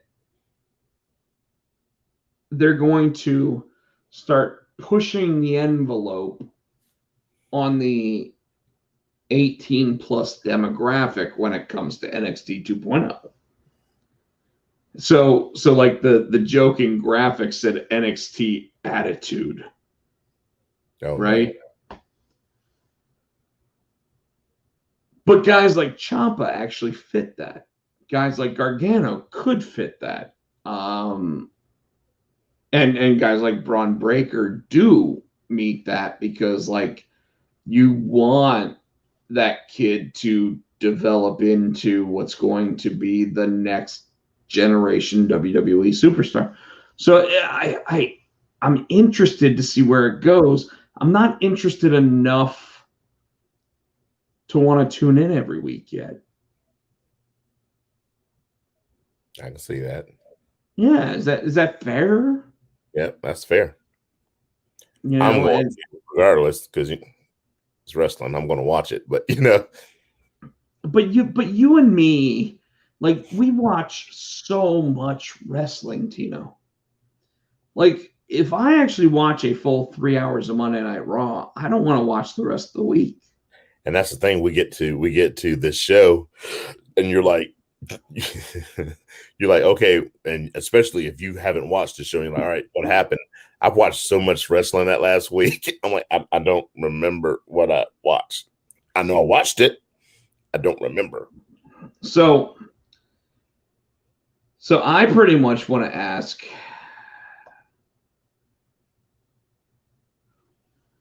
what was the match of the week Last week? And if you want to include what you saw last night at Monday Night Raw, I will allow it. But just remember that if you sit there and you say that your match of the week happened at Monday Night Raw this week, that your match of the week next week cannot include it. Damn. Match of the week. Because I think right now I would say that your match of the week is one of two matches, which is either the New Day versus the Bloodline. That's last night. You said I can't do that, but that No, I said you can, but if you do, you can't use it next week. Okay. Oh, that'll be easy because I'm sure there's gonna be between the 4 hours of AEW, I'll have a new match of the week. So if you so what you're saying is you think that your match of the week is going to be Kenny Omega versus Bryan Danielson. I don't know yet. I got to wait and see. But really, you come on. If I had to anticipate anything about the next 7 days, the fact is that Bryan Danielson versus Kenny Omega is going to be the match of the week. I think don't sleep on Britt and Ruby though. Yeah, it doesn't matter. It's still not going to be. All right, then match of the week, and that's because it's so fresh in my mind. The match of the week is a 3-way dance. The triple threat. Okay, I want to talk about this, which means we're not going to talk about it next week. Okay. All right. The triple threat. Go ahead and say why it was your match of the week. And who was involved, because right now you said the triple threat. Nobody knows what that means. I'm sorry. So if you did not watch SmackDown last night, I got to go back to Raw. I got to go back to Raw last night. I got to go back to the first match so you understand what set up this triple threat match. Okay. So at the beginning of the night, New Day came out because kind of a celebration, which was it was cool because Big E was you could tell he was very emotional because we cheered the shit. We cheered shit out of him. And he was like, he said, even though it's not November 25th, I'm thankful. And he was thanking, he said, I want to thank the fans. He said, even when you used to chant, he made a joke. He said, even when you used to chant New Day sucks, I said, okay, we forgive you. But he said, I want to thank the fans. I want to thank a special friend up above. And this whole crowd, I don't know if you saw it, started chanting Brody. And you could see it in Big E's face that he was trying to hold it in. So he went through the whole thing. He said, well, we've got business we got to handle. We got to fight the Roman and the bloodline, blah, blah, blah. Roman comes out. This first match with Roman, with this 6-man match, was phenomenal. It was already, because you already know the chemistry. We've seen New Day and the Usos go at it numerous times, and they always put on A+ matches. And you add Roman in there, and a lot of people say that Roman can wrestle. He's gotten better than he used to be. Roman can put on a wrestling match. Ended up Bobby Lashley came down, interfered, cost them the match. I made a mistake when I told you last night. It caused Roman to be able to pin. Can't think of his name. Apollo Creed. Xavier. He got pinned clean. Bobby went to the back first. busting in the office and saying, pretty much complaining, oh, everybody's Big E and they think he's the greatest and da-da-da-da-da. And then, Roman comes on my show and Big E goes to SmackDown. He causes trouble, but don't forget, this is still my show. You should be concentrating on me. The champion, the real champion is still, the almighty era, blah, blah, blah. Big E comes in a little bit later. Same thing. He goes, I want them both in the match. So that sets up the three-way dance for Lashley, Big E, and Roman Reigns at the end of the match. This match, it's just balls to the wall.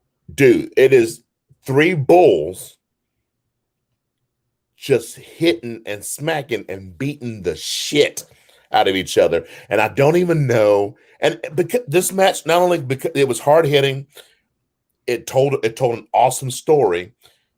It did not, there was no rest holds. These guys wrestled for 30 minutes straight. Big E would go out the ring and it'd be Roman and Lashley. Then they would switch out. Lashley would get tossed out. Then it'd be Big E and Roman. But it was always, and it was never. There wasn't a rest moment. No, and I think, and then it dawned on me too. Well, they can't, like, if you're at go to a live event, they're going to cut for commercials. So like they'll have like a ring entrance, and then when they cut the commercials, everything go dark, and they'll show something big on the Titantron. Well, this match was still going on during the commercials, and at this one point, we start chanting, "We want tables."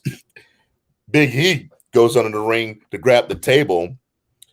Roman comes and picks him up and just throws him into the thing, and he goes, and he pulls the. I mean, it's just comedy. He pulls it down. He's like, "Not today." I mean, it was entertaining, and it got to the point, and I think it made it on TV. We started to chant, "This is awesome." The whole ring, "This is awesome," because they didn't phone it in. Those guys worked their asses off, which is what, and it just gave my respect. They did not slow down, like you said. There was no wrist holds.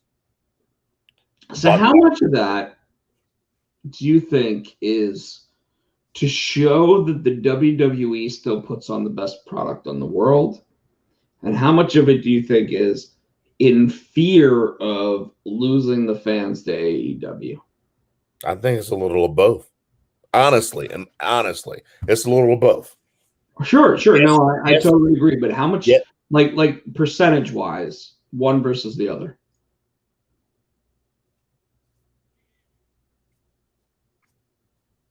I think it's a little more of fear of losing a crowd or losing the AEW, because they they put on a hell of a show. But I think not only is this the go home show to your pay-per-view next Sunday, they know in the back of their minds, we can say that Vince isn't scared of AEW, but he knows they had to put on that show because football's back.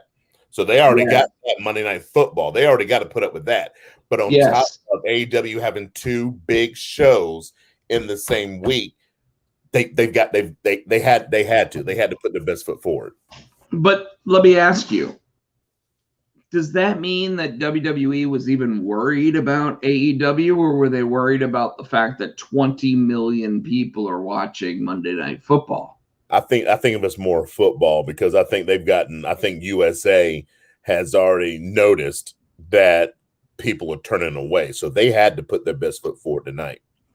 Well, and that's 2 weeks in a row of solid Monday Night Raw product, right? This was better than last week. It got better, and I, like you said, as much as we shit on Monday Night Raw, for me to say that it was actually, not only were these shows good back to back, but it went from good and it actually got better the next week. You know what I'm saying? So that's something to be said. Well, and I talk about what Busted Open says because they're the #1 rated pro wrestling show. We're probably number 3 or number 4. I don't know where we are. But when it comes to that, they actually said that they they're hoping that it goes from a 1.6 to a 1.8 this week, based on how good Monday Night. Like they had nothing bad to say about Monday Night Raw, which is completely amazing, because they always have something to say about it. At the same time, as we get closer to the draft, hold on, folks. We're gonna go ahead. Anybody in the chat or somebody? Oh, somebody coming in. We're inviting our good friend from Galgo Podcast, Jason Ingram. I don't know what he's smelling. I'm feeling myself. Hopefully it's that. What did we have at that Comic-Con? What did we eat? Is that what you're smelling right now? That would be bulgogi. Bulgogi, that's right. And Jason, go ahead and give a little shout out to who made that bulgogi, because it was phenomenal. Bulgogi. Shout out to the NC Bulgogi food truck, a very well-known food truck. I know the owners very well. They have served me very well. Incredible, excellent food. Give them a follow on Twitter at NC Bulgogi. They have their schedule up on Twitter. Really, really good food. We should try to get them. By the way, I'll be out at Fayetteville Comic-Con here in a couple weeks. We should probably try to get that NC Bulgogi out there for that event. So they do cater as well, if I remember correctly. So Jason, we were just talking about the best show of the week, and I was saying that since it's so fresh on my mind, it had to been that the main event last night, that triple threat, because I was trying to explain to him. It was just like I was telling him, just like just three bulls. It's just hard hitting. There weren't any rest holds. It was always just go, go, go. What did you think?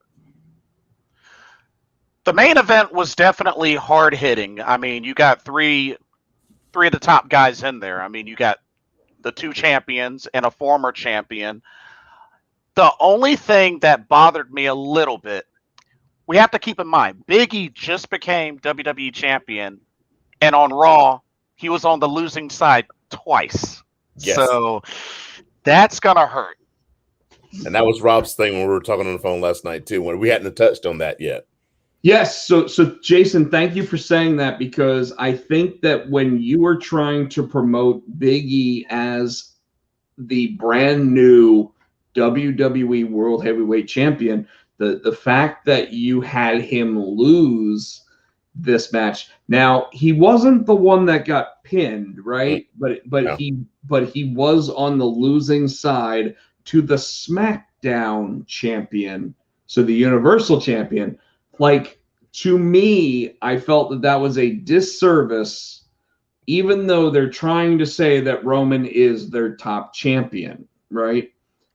The only way that I accept this is that if, and guys, I have said on last week's show, I will say it again, there are two ways that Roman Reigns could possibly lose the title at Extreme Rules. He could lose the title, number one, Finn Balor gets ready to get onto the top rope and everything else as the demon, and you see Roman Reigns get up and the lights go off and Brock Lesnar's music hits. And because of that, Finn Balor ends up hitting him with the coup de grace after hitting him with one or two other moves, gets the 1, 2, 3, and takes the belt off Roman Reigns, which allows for the what do they call it? The crown jewel match to be Roman Reigns versus Brock Lesnar, no title on the line, which I'm completely fine with, by the way, because, Jason, Mm-hmm. You're new to our show, although people know who you are. In that situation, that allows for Finn Balor to continue to drive the Universal Championship with different opponents, which could include Cesaro, Kevin Owens, anybody else, and actually create a really big, like, wow, you've got some serious contenders for the title, while allowing what realistically is Roman Reigns being bigger than the title. And here, because I said this to Jason last night when we were at the show, and I told you on my drive home too, or Roman, because Roman came to Raw and he pinned Lashley. Could it set up Lashley going over there in the draft because everybody wants this Lashley Lesnar match? So that could set up a reason for him to get switched over. He's going over there chasing Roman, but and we can get that Lashley match. Now, what the Lashley Brock match, whether it be Lashley comes over and wins the title and is Brock and Roman Brock and Lashley for the title, or it could be a non-title match. They just have a feud. So I'm going to say right now that more than any other expectation is that I expect Brock Lesnar to end up on Monday Night Raw. Because I agree. Because more than anything else, Brock Lesnar at every opportunity right before the draft has always ended up on Monday Night Raw after the draft. Yeah, because Vince wants his A show, so he wants Brock on his A show. Well, however, I think that they may start having more guys randomly show up wherever the fuck they want. I read that today too, because they're.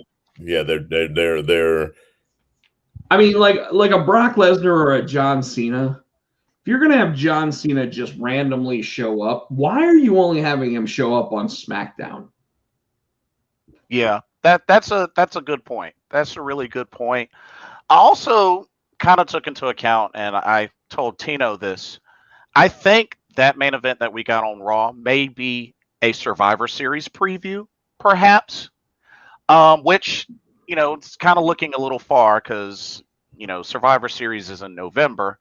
But I do agree with you on Brock going to Raw through the draft. And I just feel like,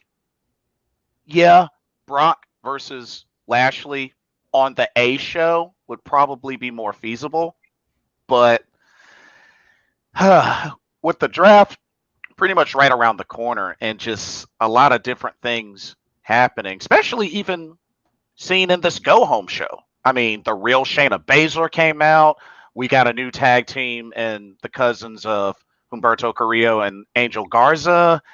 And it's just new women's tag champs. So let me ask this.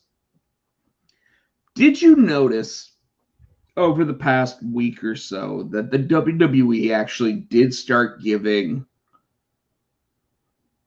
a different product than what we had become used to over the last 8 or 9 weeks? And what I mean by that is, do I like the fact that Humberto Carrillo and Angel Garza are now a tag team? No, but it makes sense. They probably should have been a tag team all along. I was saying that it'd have been cooler if they brought Carlito back to be their manager. And Jason was saying, or they send him to SmackDown, put him with Zelina Vega as a mouthpiece. I mean, I'll say right now, why not bring Zelina Vega over to Raw again and make her the mouthpiece there? Because she has not won a match since she has shown back up. Sad. But let me digress. I think that what you're seeing though is when Vince McMahon said that the product had become stale, he realized it really did. And now we're starting to see matches like Shayna Baszler versus Nia Jax, where that really should be a pay-per-view quality match. Yeah. we're seeing Angel Garza and Humberto Garcia, who could have easily been a tag team all along, and now they're like, oh yeah, put them together because they have similar styles, they're cousins and everything else. Like, imagine if all of a sudden they said, hey, we still had Carlito's brother and cousin and Primo and what's his face, Epico. And they were actually like wrestling matches against Humberto Correa and Hector Garza.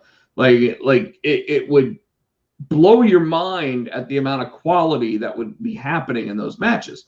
At the same time, when it comes to and this is what I really wanted to touch upon, when it comes to Big E losing the match on his new home show, he should have gotten the victory there. Yes. The only reason why I think that they gave Roman Reigns the victory more than anything else is because they were saying Roman Reigns is the biggest name in WWE. However, I think that where Jason was talking about is this a foreshadowing? I think it is a foreshadowing to the possibility of Big E winning at Survivor Series. Because when you think about it, why else would they have Roman come on to the other program and win a match? Right. Yeah.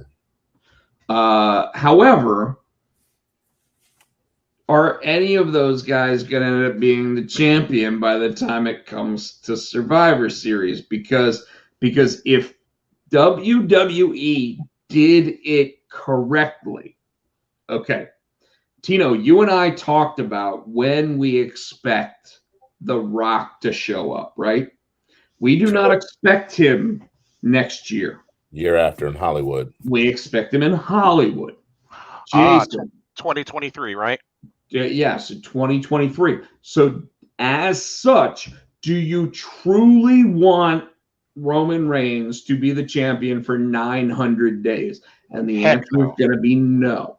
Heck no. So how about you have Brock Lesnar's music hit, the Demon win the match against Roman get pissed off at Paul Heyman for knowing that the music was going to hit, which causes more tension with the Brock, Roman, and Paul Heyman stuff for Crown Jewel, which makes the Crown Jewel match not just a glorified house show match, which is what everyone's saying right now.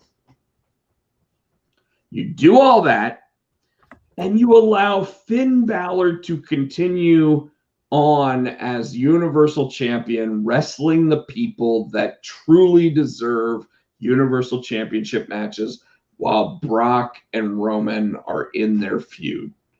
And tell me why I am not actually signed to be the writer of WWE programming. Nah, you make very good points. And this setup kind of makes me nervous. And I was telling Tino this because we have to remember Demon Finn Balor in his WWE career has only lost one time. Has he? As the Demon. That was to Samoa Joe. It was at a house show, but it was to Samoa Joe for the NXT title. Now, do we know for a fact that he was Demon? Yes. He was the Demon. Because remember, he was not the Demon when he lost to the Fiend Bray Wyatt. Right. So the only one scratch was Samoa Joe at a house show cage match. Actually, yeah, the only time he's lost as the Demon was Samoa Joe, because I forgot. He did get a rematch against Samoa Joe, but lost. Because I remember he had the Demon entrance where he came out with the chainsaw. He lost to Samoa Joe. Now, being that the Demon was brought back for this Extreme Rules match, which I've heard that this is going to be an Extreme Rules match. This might be the only Extreme Rules match on the card. What made me nervous about this is the idea of bringing the Demon back, and him losing to Roman Reigns, being that a lot of people have been saying, keep the title on Roman Reigns, have him lose it at WrestleMania. But, like I said, the Demon is such an iconic character that is known. So on the main roster, based on what you're saying, the Demon is undefeated. Yes. And even when we talk about that house show, like overall, where people could have possibly seen it, the Demon is undefeated. Yeah. The only time that the Demon was even looked at as vulnerable was when they were doing the Demon King element, where he was the Pumpkin King versus Bray Wyatt. And Bray Wyatt got injured, and even Finn Balor ended up winning the match against AJ Styles at that point. Yep. At this point, I know that they're only bringing the Demon back with the intention of trying to get more people to watch Extreme Rules. However, I think that the WWE, who is hoping to have The Rock back for Survivor Series this year, is realizing that they don't have him. Mm-hmm. Which truly makes me believe that they have now come to the conclusion that The Rock versus Roman, one, doesn't need to be for the title, but two, they can't keep the title on Roman and continue to bastardize everybody else. No. Right. Agreed. So I truly think that in this current new movement of making sure that we are doing things that make people interested in watching our product, that we may actually see at Extreme Rules. And again, it boggles my mind, but I think that we may actually see the Demon Finn Balor actually come out with the championship. Here's hoping. I mean, I'd be all for that, because at the end of the day, this is also has to build up to Survivor Series, which is one of the big four. Because to be honest with you, and maybe y'all agree, this year's SummerSlam pretty weak. if I can be honest. Okay, Jason. Let me be honest with you. I think the reason why we felt that SummerSlam was extremely hot garbage was because immediately after that we got AEW's All Out. And All Out was easily they went all out. Best pay-per-view that we have seen since probably 2003. And I think that's what is starting to smack WWE in the face and wake them up. Because Jason, we were just talking about if this, because for all intents and purposes, everything's Rob's heard, this was the best Raw. Last night was the best Raw they've had in a good 5 years. And he's like, do you think it's because the WWE is worried about AEW, or do you think they are still trying to prove they're the best in the world? And I said, I think it's a little of both. I said, but I think the main reason for the past 2 weeks that Raw has done as well as they have is because Monday Night Football is back. Yes, so they have to step up. They have to step up. But and on this show, I mean, we admit that we just don't enjoy Raw as much anymore. But we both agree that last week's Raw was phenomenal. Well, it was good. And I told him, as good as last week was, I told him last night's was even better. So they're stepping up their game slowly but surely. I think A, it's because of Monday Night Football. And B, they also know this week that AEW is coming with 4 hours, 2 Wednesday and 2 Friday. Yep. So I think it's a little bit of both. And while they're stepping up, I mean, what do you think?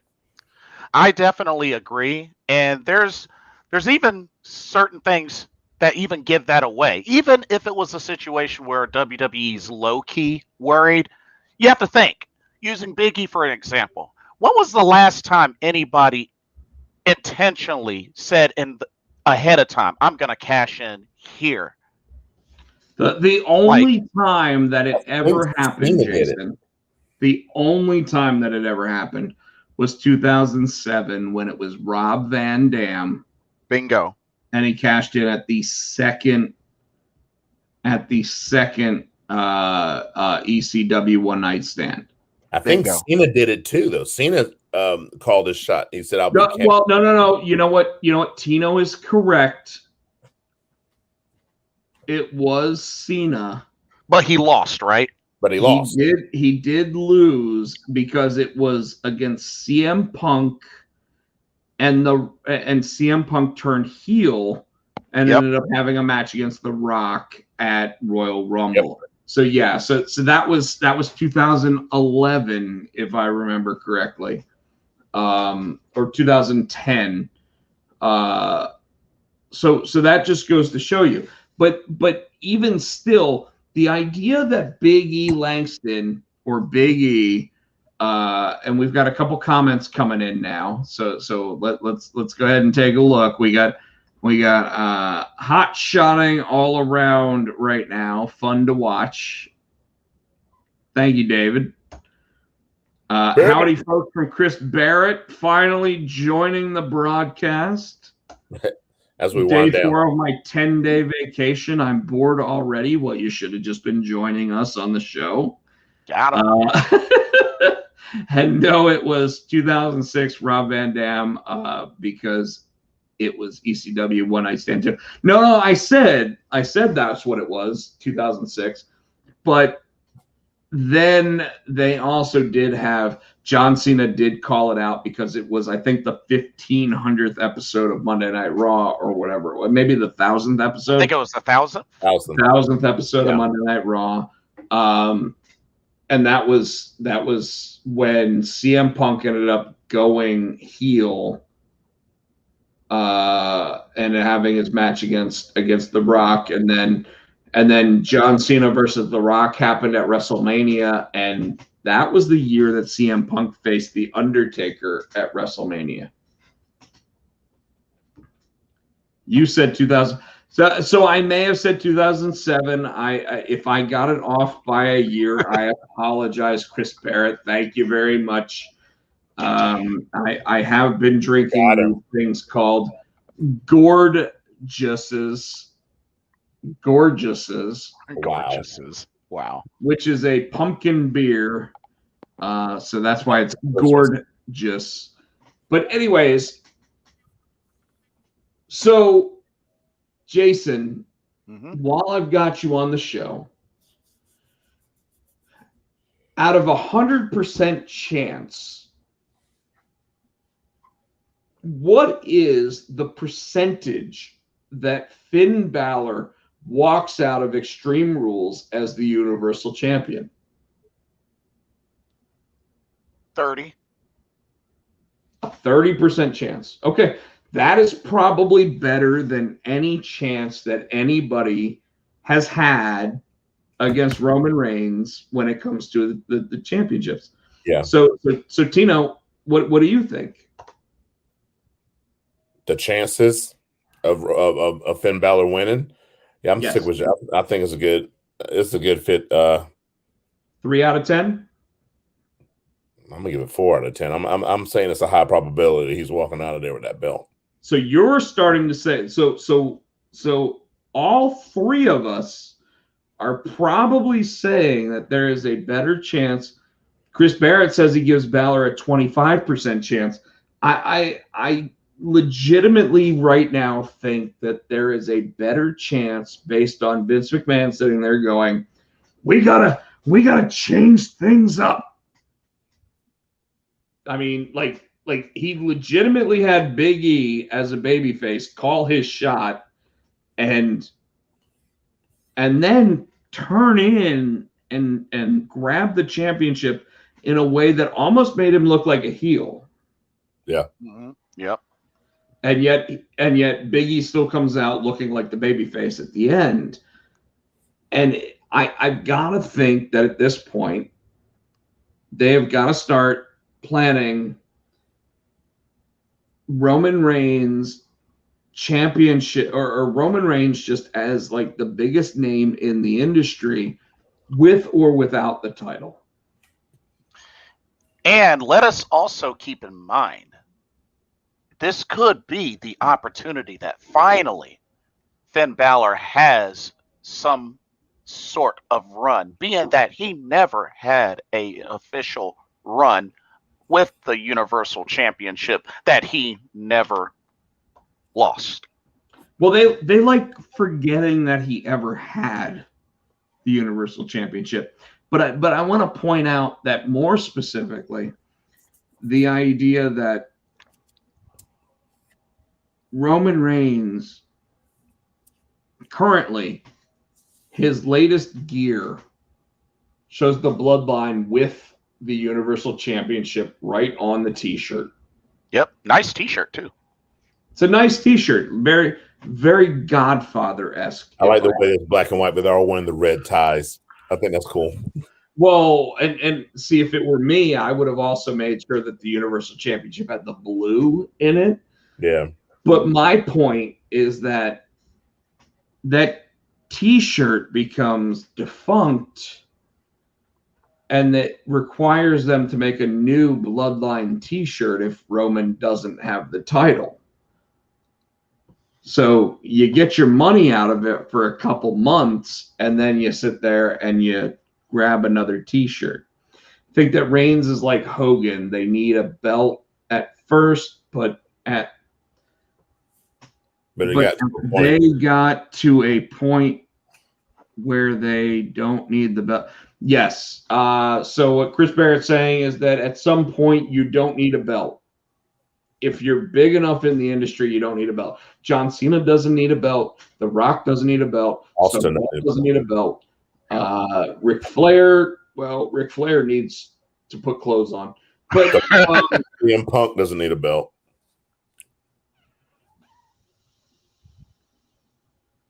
Apparently, Daniel Bryan doesn't need a belt because he's not even going after the championship belt, even though he has WWE booking in AEW. With hey, let's bring a guy in that doesn't necessarily deserve a title shot, and we're going to go ahead and put him up against the champion. Just saying.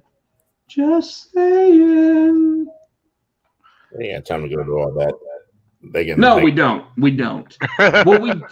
What we do have time to go through, Tino, is match of the week. I already told you the match of the week. What about Jason's match of the week? That's last week. That's including last week too. Raw's, NXT, SmackDown, and AEW last week. I just said the triple threat last night because it was so fresh in my mind. Jason, I'm going to go ahead and say it does not include Shimmer or any of the women's wrestling that you may have. Oh, so I can't include Stardom. Oh, man. Stardom, no, none of that. Well, unless you want Asuka's grandmother to. Wow. I already know what the heck you're talking about. Oh, by the way, I only said that because Tino brought it up last week when he said, "Hey, I'm gonna go to Monday Night Raw with Jason." And you said don't mention Asuka, and I said not. And you said don't mention Asuka, and I said and her grandmother. Hey, because we always go back to when Ring of Honor brought in like the 67-year-old woman to sit there and be their first women's champion with her kids, tennis shoes. She's like 46. and her grandkids had to like wheel her in. For those in the chat that don't know who we're talking about, that would be the first ROH Women Honor champion by the name of Sumi Sakai. Sumi. So Nudie. We got another couple comments. Hold on, I got to get back in the comments. Danielson versus Omega is a dream match that can't be denied. Well, correct, except it should have been 6 months down the road after Bryan Danielson proved himself. Just saying. The fact that it's non-title is the nod to wins and losses matter, except they don't, because if Bryan Danielson wins the match, he automatically deserves a title match. Chris Bear's been drinking. Chris Bear's drinking. Read that comment. Chris Bear. Piper and Bad News Brown WrestleMania 6 match of the week. This week, Barrett. No, hold on. It might have been the match that he watched this week. I don't know. So, Funk versus Jack Exploding Ring Death Match FMW 95. I actually preferred the Foley versus the Foley versus Funk death matches, but all right, Jeff Hardy versus Sting Victory Road. Okay, Chris Barrett, you have been cut off, sir. We know that was not actually a match, and it was an intervention. So, no, wow. I mean, WWE had everyone's great grandma and their women's champion in the late 90s. Looking at you, Moolah. Okay, you know what? I agree with you on that one. Moolah was definitely a what's the term for it? Cougar. History remembers Moolah differently than she actually was. How about that? All right. Does that make you happy, Chris Barrett? Joe versus Steiner at Sacrifice. Not even sacrifice. Sacrifice. I want to point out that just so everyone knows, Scott Steiner faced off against Jerry the King Lawler this week in a match, and Jerry the King Lawler won. Whoa. Big Papa Pump. Really? Yeah, against Big Pop. Well, it was more like Big Papa Stunk. It was a match, not a good not a good match. I was just trying to get the guest to pop. He's trying to make Jason laugh. Wow. But I have decided on my match. All right, what we got? Oh, match of the week. And it's one that y'all would never guess, but I'm sorry. Hold on. I'm gonna guess.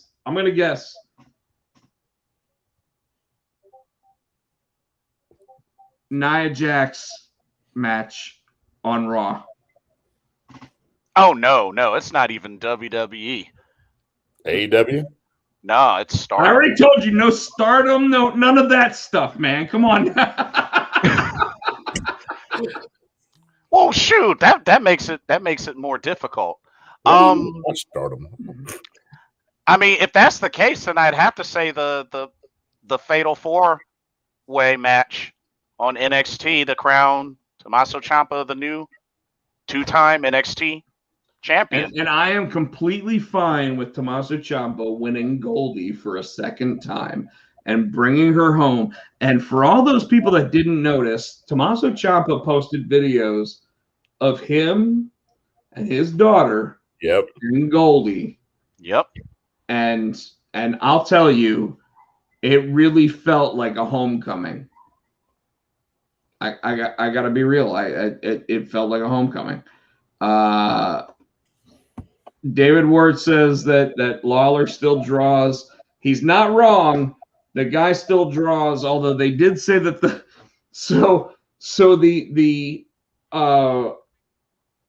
online statements about the match between Lawler and Steiner was that the match was extremely stiff.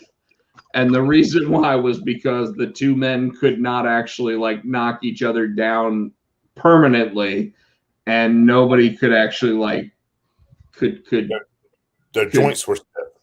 Yes. Ooh. Yes, joints were stiff. Lawler won the match, and he didn't even have to hit the pile driver. Correct. What about Glow? No, we do not talk about Glow. Pit Bulls versus Public Enemy at any ECW. Interesting. it's a good match. It's a good match. I watched the Lawler match. It was awful. Chris Barrett, you were absolutely 100% correct. Lawler wins by not even hooking the leg. So unfortunately, we're getting to those old guys. Stiff strikes get an audience reaction, and nobody has to bump. David, you are not wrong. Thank you so much. Friday night, David, I want to go ahead and invite you out to Desi's for karaoke. Ooh. What? Tino, you are invited to Desi's for karaoke on Friday night. Where the hell did that come from? Well, David sings karaoke from time to time. David actually said, and I quote, word, I want my money back from Steiner. I will fight Big Papa Pump for the money I didn't pay back. David's not wrong about that. Friday is wrestling night. Hey, that's what your DVR is for. Yeah, well, yours doesn't work. You won't have sound. I might not have sound. You're not wrong. But you know what? I'd rather go sing karaoke. Where is Desi's? Desi's is, remember where Champions in Morrisville was? Vaguely, yeah. I think. So it's like half a mile down. I'll tell you what. You and I will go out to Ruckus on Friday night, and then we'll hit Desi's on the way back. All right. He's like, wait, whatever. Why not? Don't you have the Peacock? I do have Peacock. Don't you have? No. In fact, I want to. Woo! I have to let everybody know. If you have the Peacock, you don't need DVR except for that piss water you call AEW. Wow. I'm going to take that down. I'm going to take that down because we don't think that AEW is piss water. But I am going to say that what was I saying? Karaoke and then yes. So Friday night at Desi's in Morrisville, you can Tino, you're not playing anywhere this week, are you? I don't think so. No. All right. So Friday night, you, me, and David Ward will end up being out at Desi's. That ought to be pretty fun. David, you're not allowed to sing my songs. What's your songs? You know what my songs are.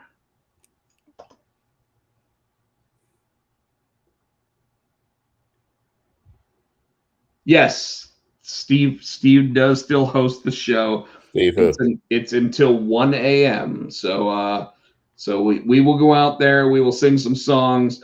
Jason, I wanna personally thank you for joining the. Hold on, we're getting some more. AEW is the light beer of wrestling world. Come on, Chris Barrett, with guys like CM Punk and Bryan Danielson and Adam Cole, they are not the light beer of it anymore.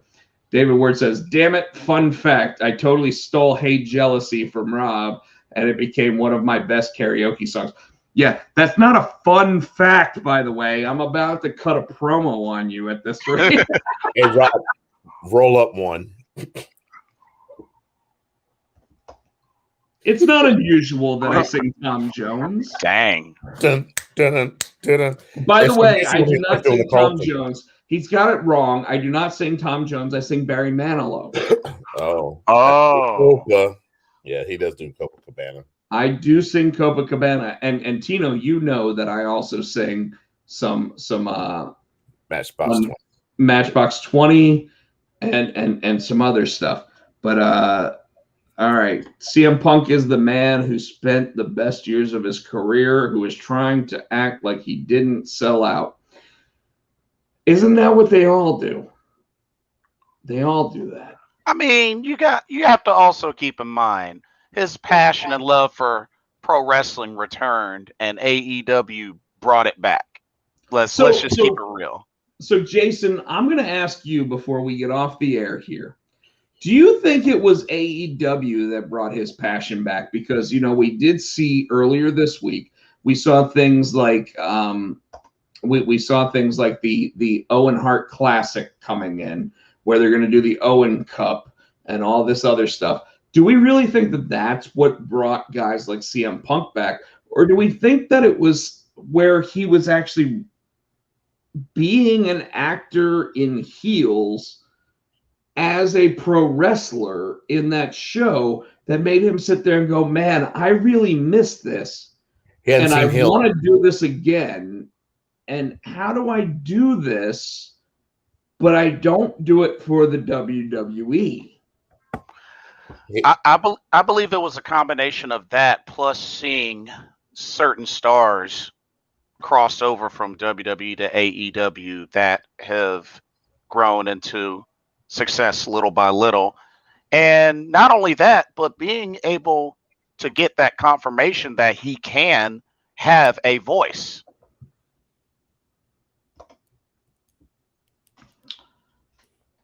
Chris Barrett still says that CM Punk sold out. I don't care what anyone says. He sold out. He could have gone to Impact where he would have worked a lot better.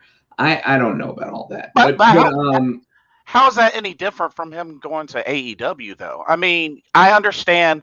Don't get me wrong. I understand. There was that moment where he did crap on the business. Let's keep it real. He did crap on the business, but I mean, I'm kind of interested to know like why he feels that way about Impact more than AEW. Because here's the thing that I keep hearing is, AEW caters to the hardcore marks and such, and WWE still way ahead, catering to the casuals. But if you honestly can't admit being of how the product has been, especially from certain shows like Raw, and SmackDown is a little on edge, although better than Raw, and NXT 2.0, well, they just had their second episode. We'll see how that goes. And you don't believe that AEW at some point isn't capable of catching up, you're lying to yourself. Well, hold on. I'm not going to say that AEW has the possibility of catching up or not catching up or anything else. And Tino and I have talked about that. When it comes down to it, you've got programming from WWE that currently is worth $4.2 billion, whereas the licensing rights to AEW, I believe, are worth $230 million a year, which means that there is a big discrepancy between competition. However, and this is what I'll bring up to you, Jason, is that overall, as wrestling fans, we're going to enjoy the wrestling product more from a wrestling heavy program. Okay. So that implies that we all believe that AEW is going to put on a better product in the long run than WWE. And overall, anybody who thinks that the WWE is scared right now, the answer is no. But when all of a sudden the licensing rights to TV come up, the WWE could become very scared very quickly because it's possible that Universal and Peacock end up suddenly going, hey, AEW is a better deal for us, and yet it is a bargain for us to get it $600 million a year or $600 million over 4 years rather than $1 billion over 4 years like the WWE is. So I agree with you that in the long run that could cause an issue. However, I think that if the WWE continues to do what they did this week when it comes to Raw and SmackDown of this past week, they put a highly visible product on the air and a highly acceptable product on the air based on what the experts are looking for, which means overall the WWE can still hold their own against the upstart. And this is while they're also specifically going against Monday Night Football. Yeah. Mm. And well made. It's hard for anybody to sit there and really argue with the fact that when the WWE wants to put a product on that is a solid product against Monday Night Football, they are very good at doing it. And they need to do it because they need to have Monday Night Raw being a 2.2 million viewer product, because that's kind of what they promised Universal. And if they're not going to continue doing that, they need to then prove that what Universal is getting through Peacock is going to get them the 7-day plus rating, which could possibly be happening. It's just I have no idea at this point because they don't broadcast any of those numbers.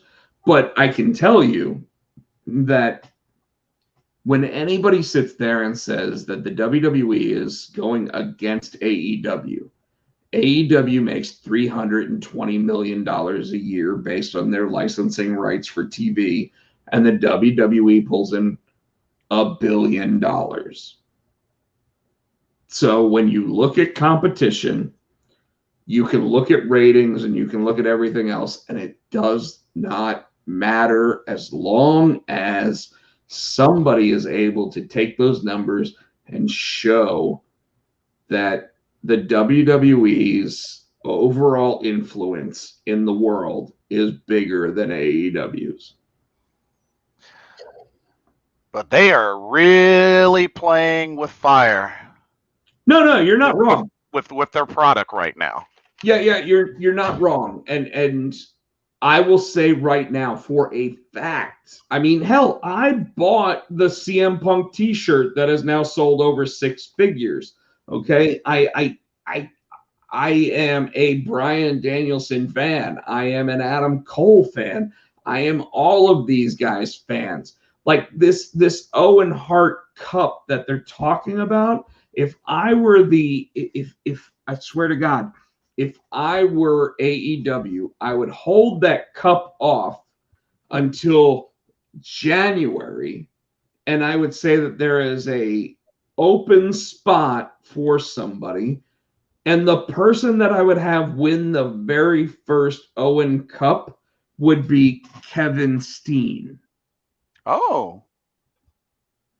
And the reason why is because the reason why he is named Kevin Owens currently is because his favorite wrestler in his life was Owen Hart.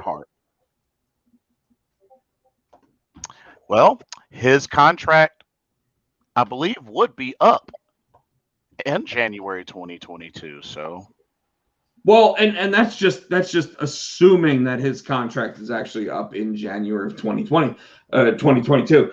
At the same time, I've told Tino on multiple occasions that I believe that Kevin Owens will sign a short-term extension through WrestleMania, because why would you ever pass up a WrestleMania payday?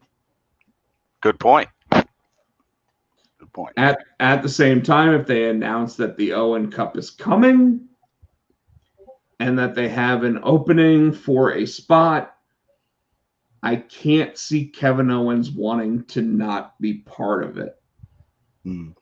So it's a catch-22. Like it puts you in a situation where, depending on when they plan on doing that Owen Cup, when that all happens.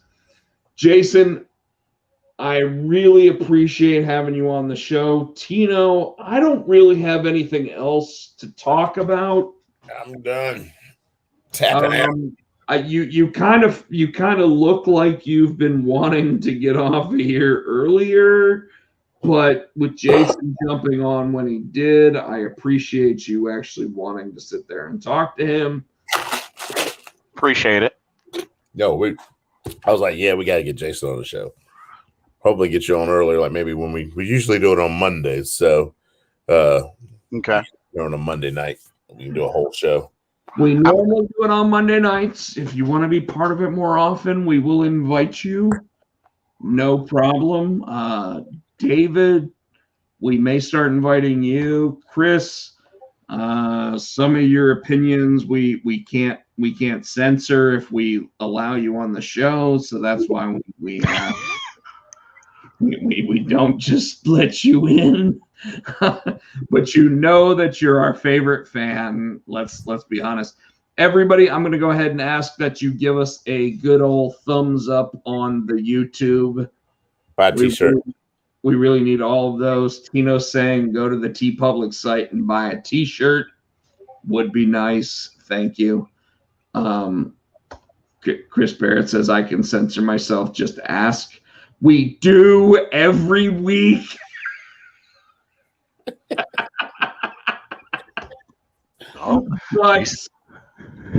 But Tino, it's your spot, brother.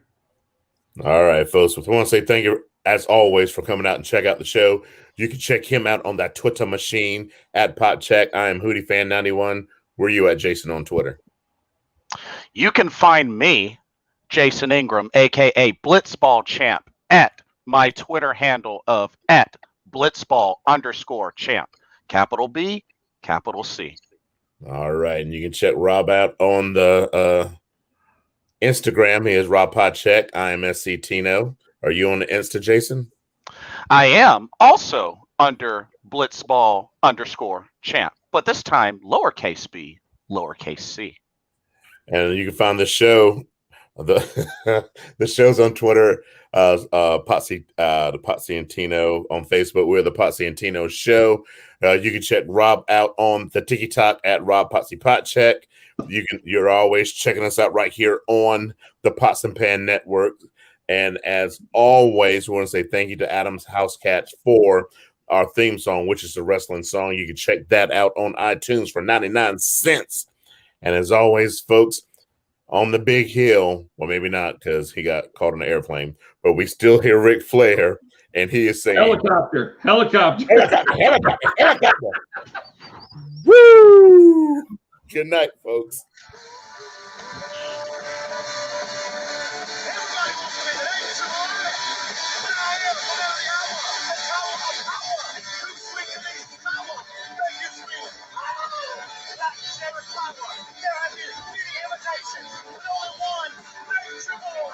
I am the greatest thing going today. Whether you like it or not.